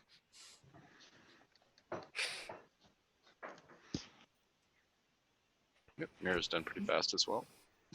Sidra probably takes a little bit longer because she's got to check all the closets. She will take anything that's in there and pile it outside the closet door and just leave that there and just make sure they're empty because she pretty much carries everything she owns. So Gita's done pretty quickly as well. Gabrick just falls asleep. Just lies down in the middle of the floor and falls asleep. That works. So, William, what do I know prior that they might not? You've only been on planet a short time because you basically got dropped off ahead of them to find a place to stay. Mm-hmm. But from what you have gathered, there's different levels of criminal activity going on. Some of it has shifted recently, and you would suspect Cognite involvement because a lot of the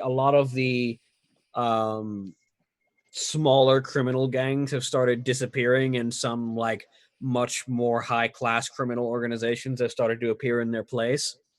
And sort of like you would suspect that at least maybe not all of them, but at least some of this is due to Cognite interference, and you would probably be able to find some level of information if you can sort of track them down and find anything relevant there. They definitely, according to what you just learned from this group, have enough to field a small army to try and greet them. And also the ability to cut comms to the landing pad area. Yeah. So I will very quickly efficiently and quickly copy down information onto multiple data pads that can be passed around. Then, once everyone's together.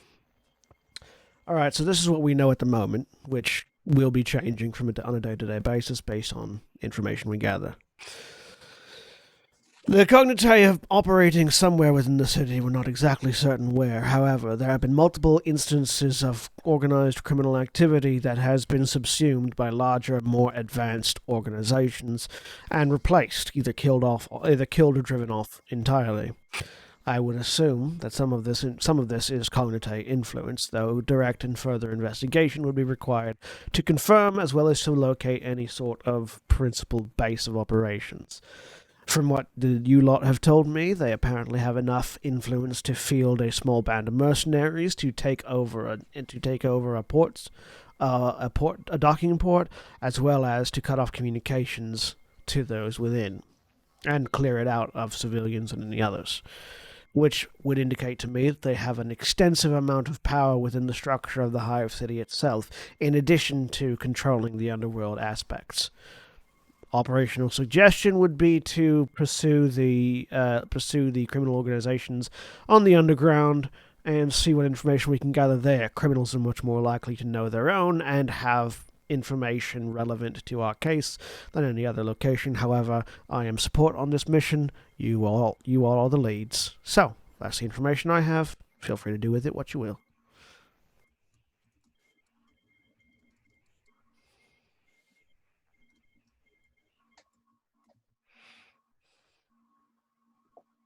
So then plan A would be to go into the Undercity and investigate, see if we can dig anything up there. Is Shokais not in Shokais is not in the battlesuit right now, right? No, she is not. She also has the helmet off. Yeah. That would be my principal suggestion. Yes. Everyone who was witness to the Harlequins can go ahead and roll me a quick insight check. Sure. Sure. Yep, I can do that.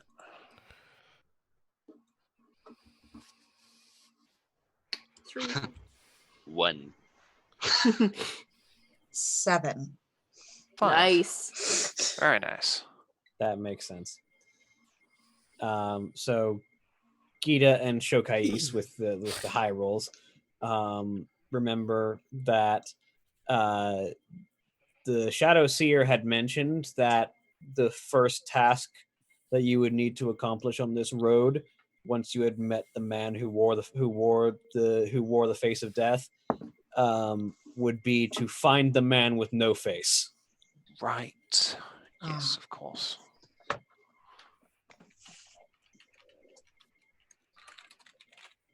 Then Gita will say, our first task, told to us by the Harlequin, is to find the man with no face.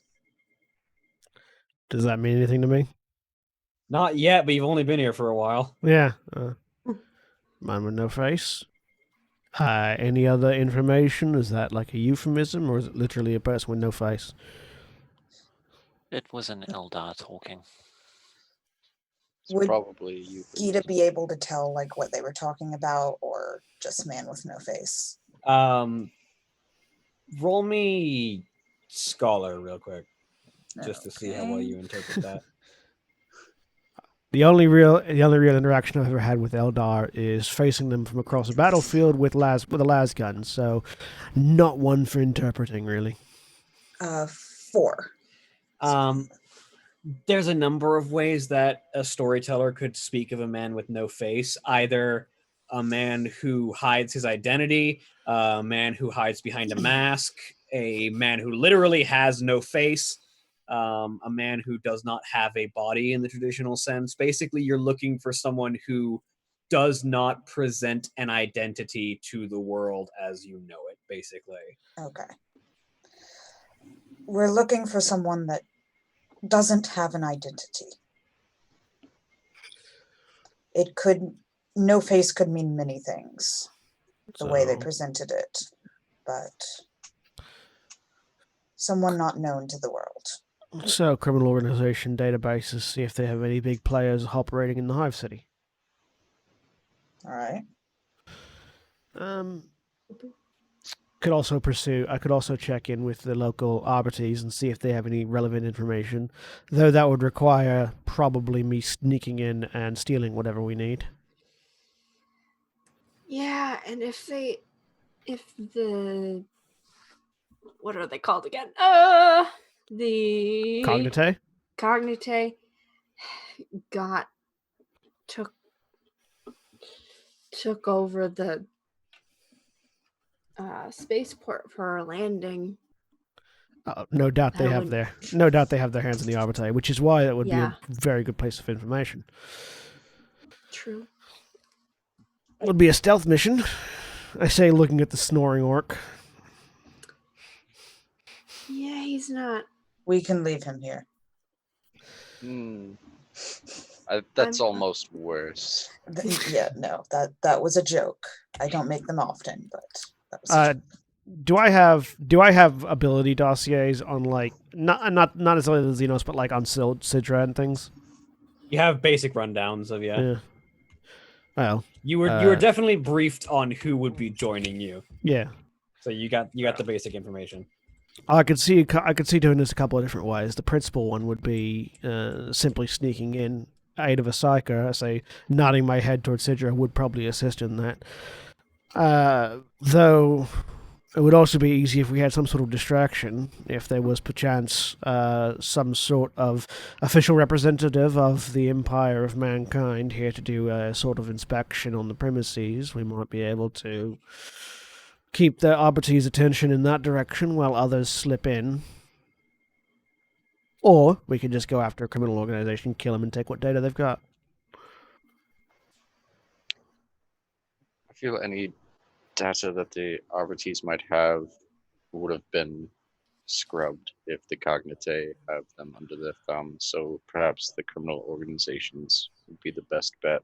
Would depend entirely on whether or not the man with no face is a part of the Cognite or not. Exactly. I don't. I think one of the first two options might be better. There's a lot that we don't know about any of these. Yeah. Well, give me a few days and I can get a little bit more information on the criminal organizations we're facing and pick a target. Gora, Mm-hmm. what are your thoughts? Do we have days to gather information? They know we're here, but they don't seem to have mobilized search teams outside of that greeting party. So Also, just as a notice, don't use the entrance you came through. No. So To this noted. building? Yes. Okay. Use a different entrance. Don't use that one. I've marked it off as closed for maintenance. That's a little present in case anyone comes wondering. Oh, lovely. Good to know.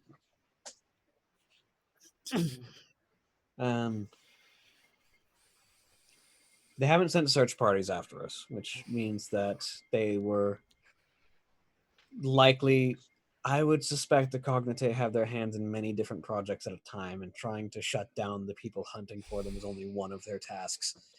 I would say that this is probably going to be a longer form assignment.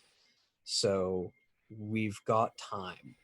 We don't want to waste time, but we've got time. While Lucky is gathering information, we probably need to be doing everything we can to aid in that, if that is the path we choose. I would agree. We'll want to keep an amount of people here to guard the base. At which point, Tacitus, I volunteer myself for that. I draw the most attention out of the group, and thus my presence here would both be hidden and I serve as a fairly handy deterrence for intruders. Works for me, Chief.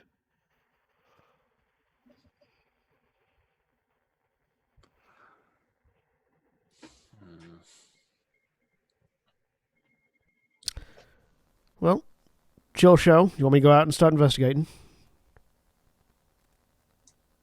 He says, looking at the group of you.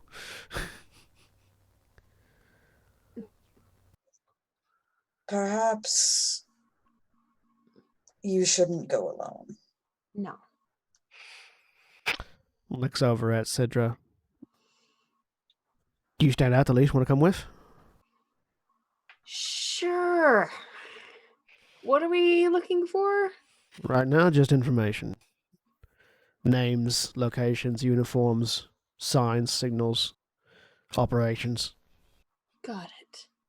We do have the one signal. It may be dated, but issues of that are a matter of fraternal importance. If you hear that phrase, we know that that's a call that they use. How do they use it? That's a good question. Were they told how it was used? I think it was a call and response. Yeah. The savant expositor steps forward. During the occurrences of one Inquisitor Gregor Eisenhorn's prosecution of the Cognite and the subsequent taking up of that task by his apprentice Gideon Ravener, the Cognite used the call and response to greet one another and to tell others that they were a member of the Cognite, using the call and response that they needed to speak with them on a matter of the most pressing fraternal interest. This was believed to be as a result of their association with the Divine Frattery, which was a group seeking to dictate the whims of fate, leading to the summoning of a demon prince by the name of Slight, over the course of a long and dangerous series of events. It is unknown whether or not after their separation from the Divine Fraternity they would still use that call and response. But it is something we know. Probably not something we want to try using, but certainly something to keep an ear out for. Mm-hmm. Yeah, we can go. Just get a feel for the Undercity, see what things are like.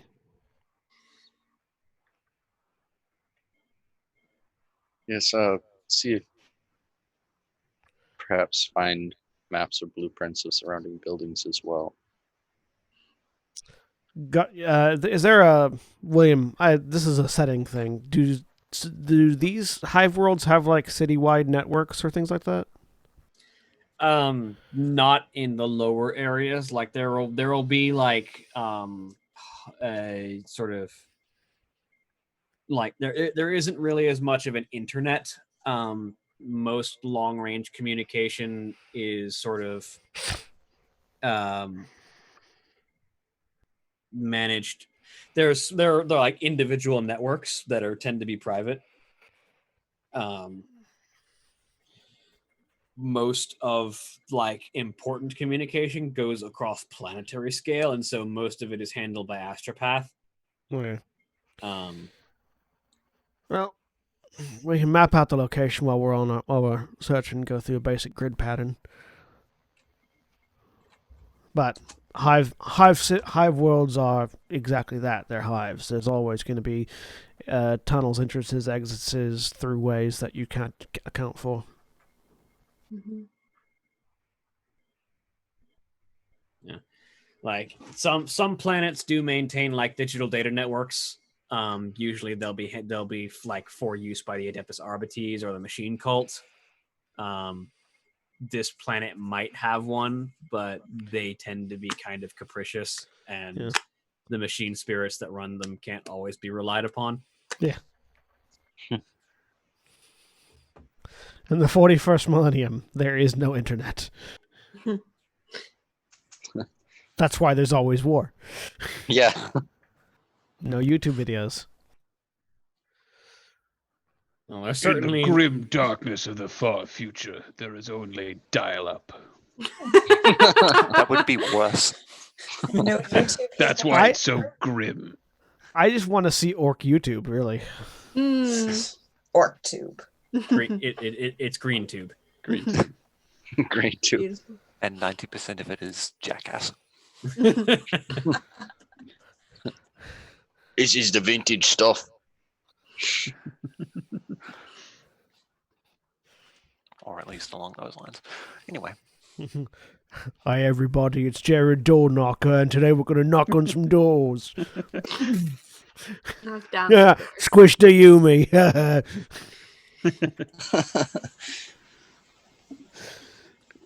Anyway, what is the group up to at the moment? So I guess Sidra and I will go do some scouting. Yep.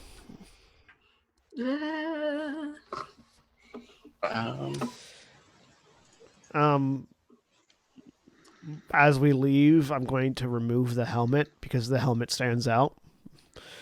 And I'm just going to hook it onto the back of the belt in case I need it, because it is actually a gas mask helmet and useful in that function. But just remove the helmet, pull the hood down just so I look more like a hive dweller. And underneath the helmet, dark olive skin, couple of different small nicks and cuts and scars on the face. For 5 o'clock shadow of black hair, sort of shoulder length black hair that's with the bangs tied back in what I recently learned is a half up, half down hairstyle. Is what it's actually called. And sort of gray, steel gray eyes.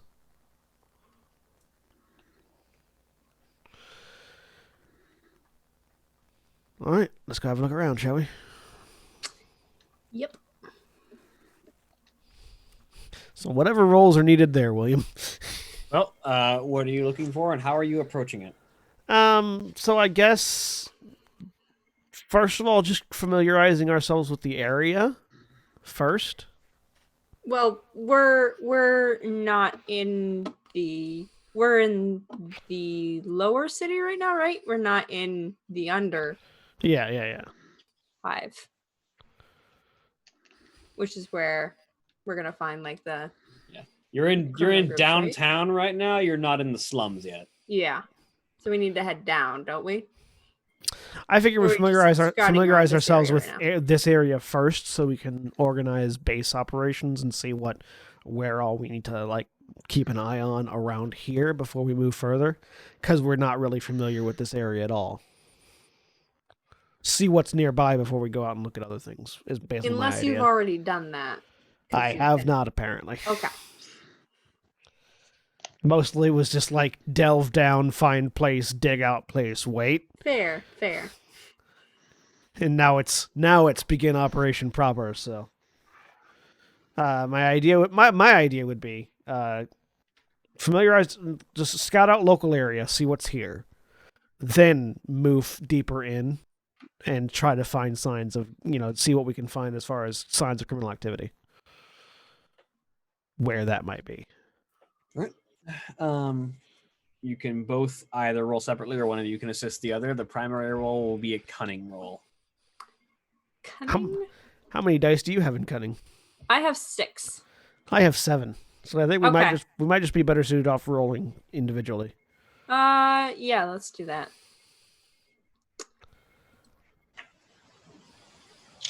I got 4. I got 3. So you take a wander around, sort of familiarize yourself with the neighborhood. It is sort of what you would expect from like a downtown area. It's mostly like there's a number of complexes, some of which are inhabited, some of which are not, that are mostly hab blocks. You can occasionally find like a number of street vendors or like small coffee shops and restaurants sitting around. Occasional stores. There's this being the Imperium. There's a church at every 5th block.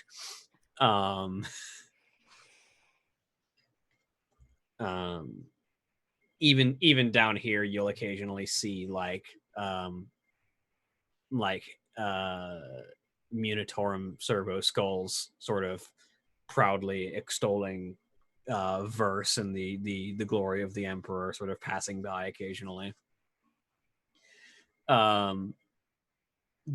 This is definitely,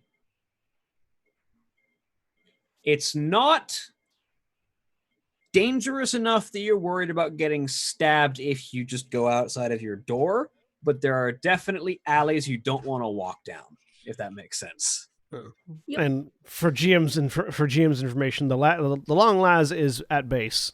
I've only got my knife and pistol here.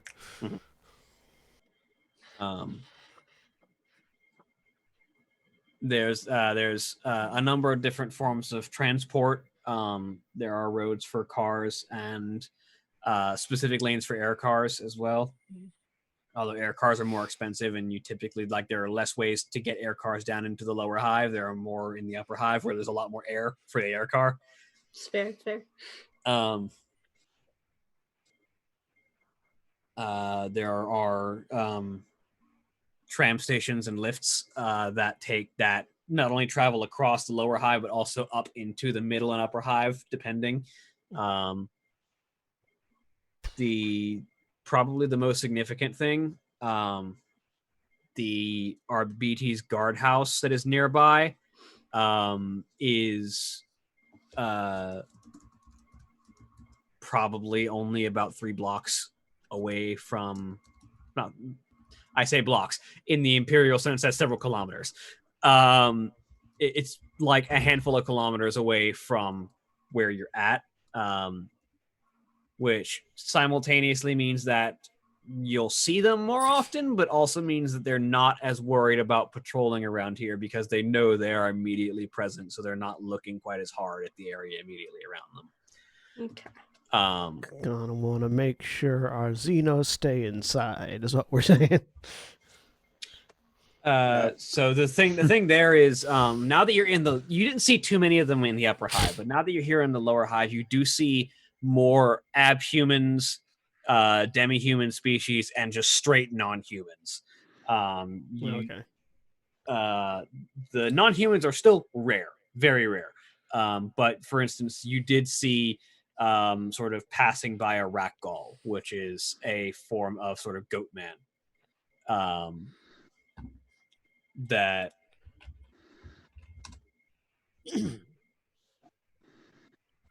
or sorry, not a wreck. Beastman is the name. Sorry, ragdoll's a different species.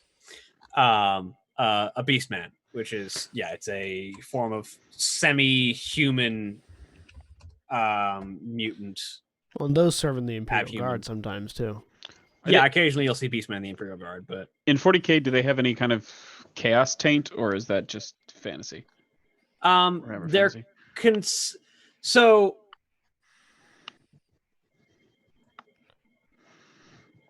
there are a large number of beastmen in service of chaos because of their mutation, seeing them as outcast most of the time. Okay. But beastmen by themselves are just considered abhuman. Okay, thank you.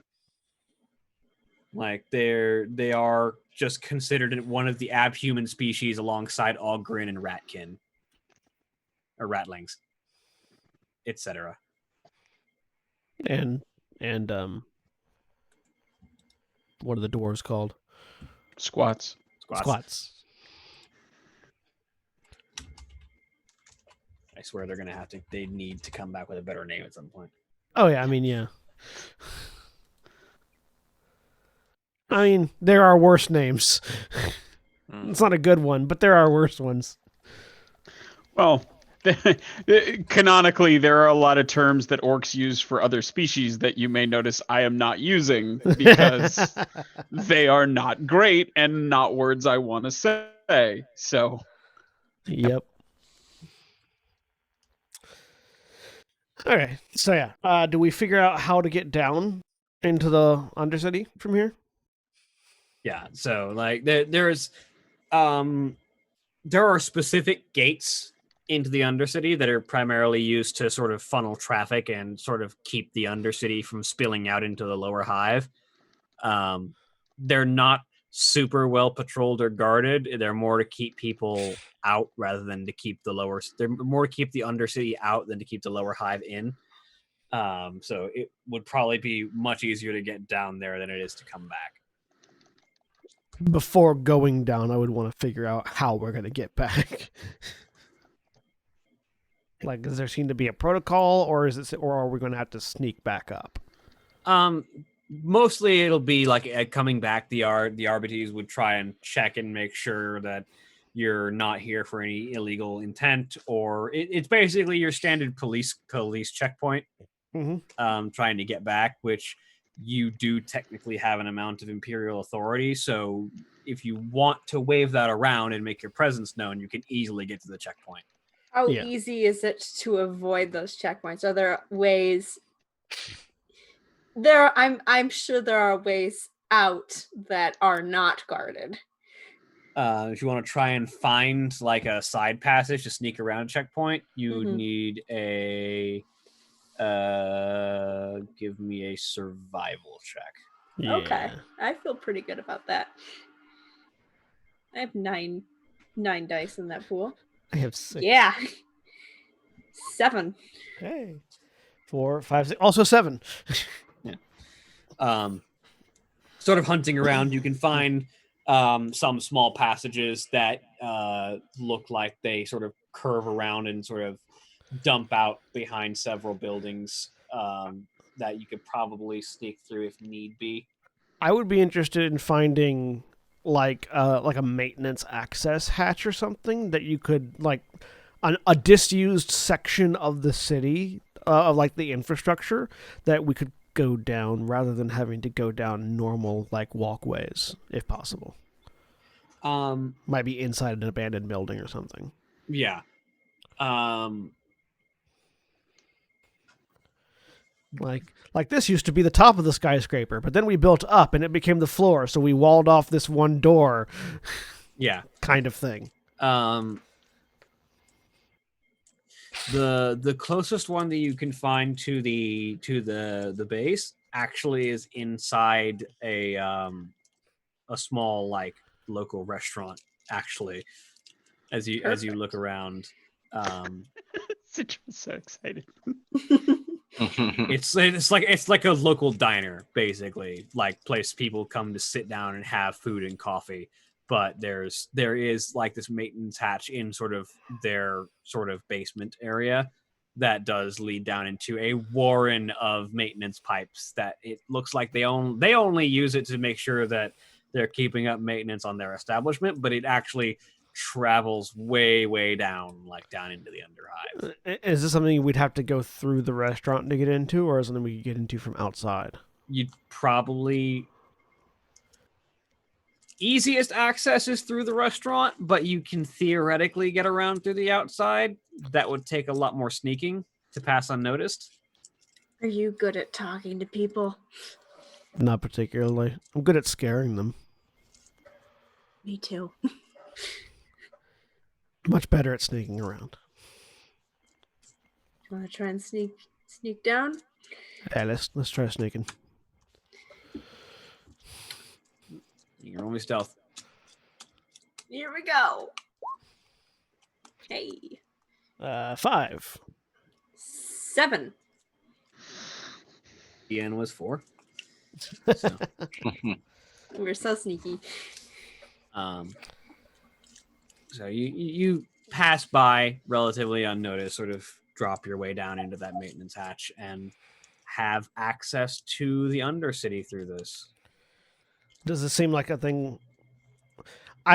Before we actually go further down, I want to see if we can compare these maintenance hatches to what we know of the city above, and see if we could find an access point in our building that we've turned into our base operations. No, definitely not. No? The base, the building that you are hiding in has its own generator and its own equipment, and so it has its own basement that doesn't connect to anything else. Okay. Is there? Can we confirm that the restaurant is the closest access point, or if there's something closer? The restaurant's definitely the closest one.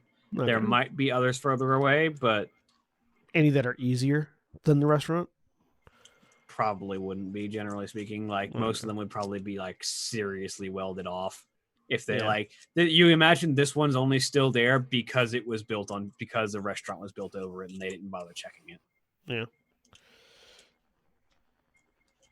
Right, so we've got our entry point. Doesn't require us to go through the gates, which is good, so we're not waving our inquisitorial authority around. Mm-hmm. Shall we further down? We'll note this maintenance hatch, far too narrow for a battle suit. Oh, yeah. Okay. It's barely wide enough for a space marine. I'm gonna have to ask Ida to suck in her shoulders. Yep. But they're much better at talking, so maybe they can sweet talk. Yeah. Well, we'll leave that up to their discretion. Yeah, we do our own thing. Right. The number one part of being an Imperial Guardsman is to follow your orders to the letter, but make sure you do it smarter. All right. I gotta be honest. I'm not a fan of working with someone who's named who considers themselves lucky. Oh no, I'm not lucky. That's just the name they gave me. Okay. Know much about the Death Corps? No. We don't got names. We got numbers. My name is 666-13. They Okay. just called me lucky because I didn't die. But you do not consider yourself lucky. Not particularly. Rather be good than lucky. Good. And I'd rather not be next to the lucky person, because if I'm next to the lucky person, I'm gonna get hit instead of you. If you're next to me, you're probably not going to be directly in the fight. So. good. I like you. Let's see where this thing ends. Start climbing down. Quietly. Basically just trying to scout out where this exits. If it's someplace where people are gonna notice us. Unfortunately, the end of this maintenance hatch that drops out into the underhive drops into a sump. What is that? That is the collection basin of a sewage system. Yeah. Oh. That's good. That means no one's watching this shit. That's true. Shokais isn't gonna be happy. She gets all finicky about her armor. Well, She won't have. She can't actually take it with her. So she's fine. It'll be fine. battlesuit. Yeah, battlesuit won't be the biggest issue. Well, let's see about getting down. Is there any sort of like direct path down, or are we gonna have to parkour? There's maintenance ladder, but it's sort of rickety and might not hold up to a Space Marine's weight. Yep. So, could I make a survival or a tech roll to figure out a better way to get down? It'd be survival. Or investigation, whichever. Survival better than investigation. 3. That's just enough. Aside from the ladder, which is the primary method, could probably like rig a sturdy enough rope apparatus to actually hold up someone, allow them to climb themselves rather than having to rely on this ladder that might snap.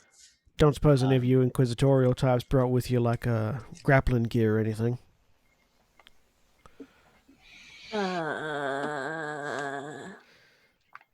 Nope. I know the sister has her jump jets, which would be useful, but for the rest of us. Well, you can probably figure something out.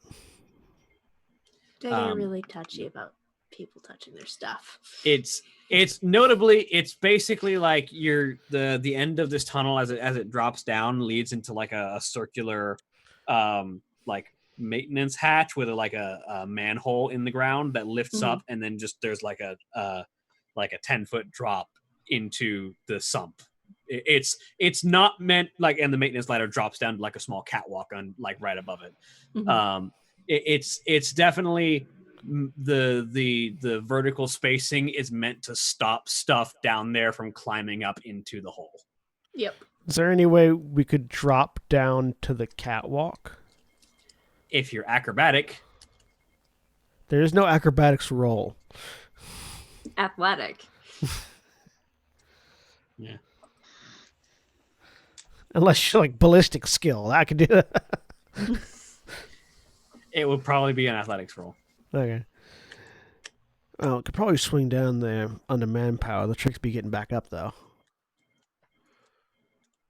Yeah. Whether this ladder breaks, you're done. I don't fancy that. Well, done. Drop into a sewage pit. Done. Yeah.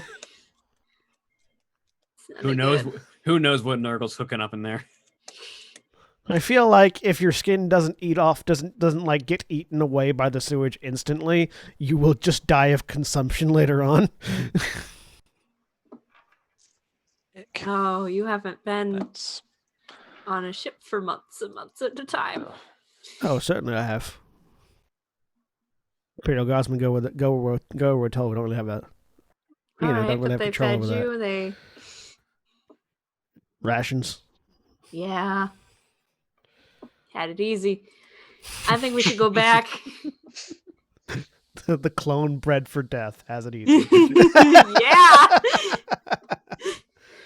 Yeah, this seems like a good stopping point. We've got a incursion point at the very least. So head back, inform the others, see if we can't figure out something to rig up for our larger boned brethren. Sounds good. Meanwhile, what is the rest of the group up to? Gabrick will wake up at a narratively convenient portion where I don't have to just say stupid things to be involved in a conversation about planning. Mira is going between just kind of constantly just walking the floor and then checking out the windows to make sure there's nobody watching the building, anything like that. We've already got dropped on once. Don't want it to happen again. Gita will just be familiarizing herself with the building and its surroundings. The various exits. Showcase would do the same, especially like she would go with Gita if you're going outside, even if it's just like a minute's walk away. Yeah, she's probably just walking like just around the building, not straying too far, but Gabrick will come along unless it is made very, very obvious he's not welcome. Well, if we go at the point where we're going outside, the helmet's going back on, so nobody can clearly see that Showcase is in fact a Tau.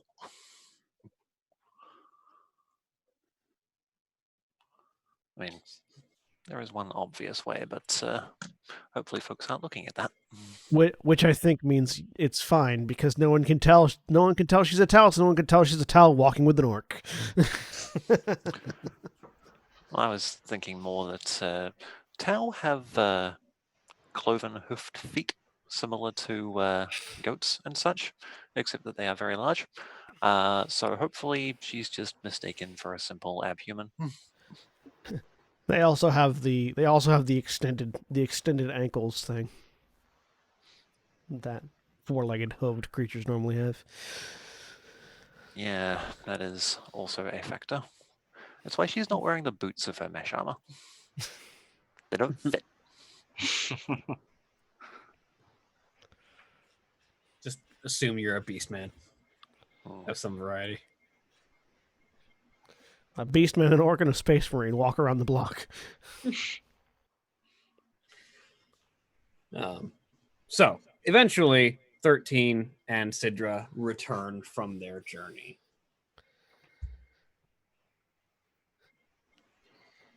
What do you do? All right, so we found a way into the lower city, also scattered around. Be careful if you're taking any exterior excursions. There's an Arbiter station not too far from here. They're not going to be doing much patrolling, but it also means that they're here. And if they are controlled by the people we're hunting, then we don't want to limit exposure there. And then Let's not let our friends know we've set up house nearby. Exactly. And then I'll detail our findings as to far as entrances and capabilities and what we might want to what we might want to figure out to get down. Like, do any of you have a rope? Anyone? Hey, let me see. Nope. I feel like I would probably have some form of chain. Probably. Is that would that be a wealth roll to see if I have it, or Yeah, just roll me a quick influence test. Okay. Actually, yeah, isn't exactly rope. Yeah, would it be like a influence or wealth check to figure out if we can get supplies, I guess? Yeah. Hey. That's a lot. Yeah. That's 7. You probably have some pretty heavy chains that can be used to hoist things. No, we might have to go out and get some rope. Oh, we'll just do. And he just plops down out of one of his bags an incredible length of tangled chain. Ooh. That would do, yes. Probably be better than rope. Especially for another sort of indicate the two of you. It's me all-in chain. You know, for all-in stuff. course you've got one. Well, all right, then, small guy. What you gonna do Now- if you don't got chain and you need to do some hauling? You. Throw the item over my shoulder. Right, but what if you got 3 of them and only 2 shoulders? Stack one on top of the other. Right, but how you gonna keep them together? Wrap my arm around them. Right, but what if that's bigger than the arm? Then I will do my best to balance it. Right, but what if you can't? I said I would do my best. Besides, it's not carrying chain; it's all in chain. I feel like I was very clear about this. I lean over to Sidra. Do they do this a lot? The arguing, yes. The conversation, no. This is the longest I've seen them talking.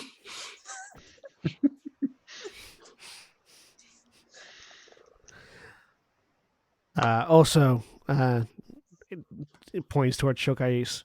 Battlesuit's not going to fit. Well, good thing I came prepared. I mean, unless we want to go down through the checkpoint that the Arbites have set up around the entrances and exits to the lower levels, in which case the battlesuit would fit, but...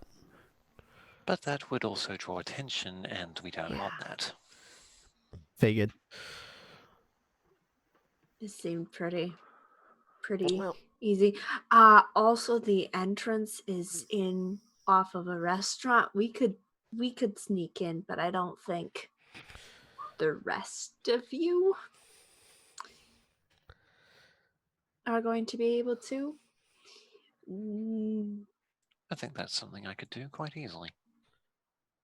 You've only seen the battlesuit sneaking around after all. True. And the battlesuit has been decently sneaky. It has been. All right. but best prepare for... I would suggest anyone who would like to go on a scouting mission to the lower levels, best prepare for close-in fighting.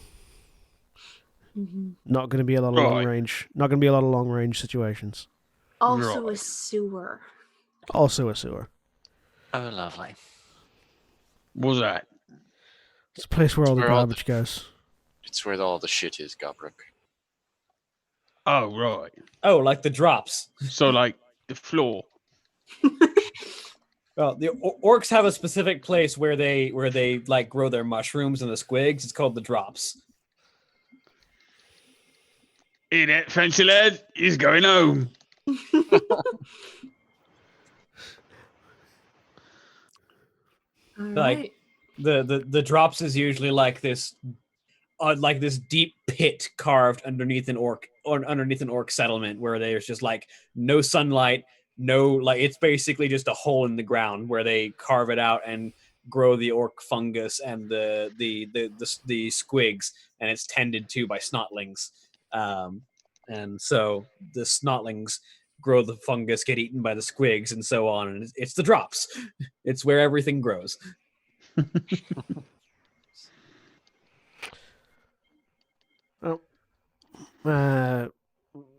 Initial scouting indicates that the place is clear at the moment. I don't know if you all want to wait until later in the night, get your beauty sleep from having to travel on the Umbra Draconis, or if you're ready to go now.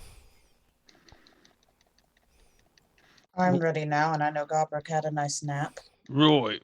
Tired of waiting around with nothing to do. Let's get going. I am prepared. Ready as well. All right. Let's show them the way then, Sidra. Nod. Head out. All right. And with that, as the group prepares to make their first excursion into the Undercity of Noctis, that is where we will end for the week. All right, say goodbye, everybody. Bye. Bye. Goodbye.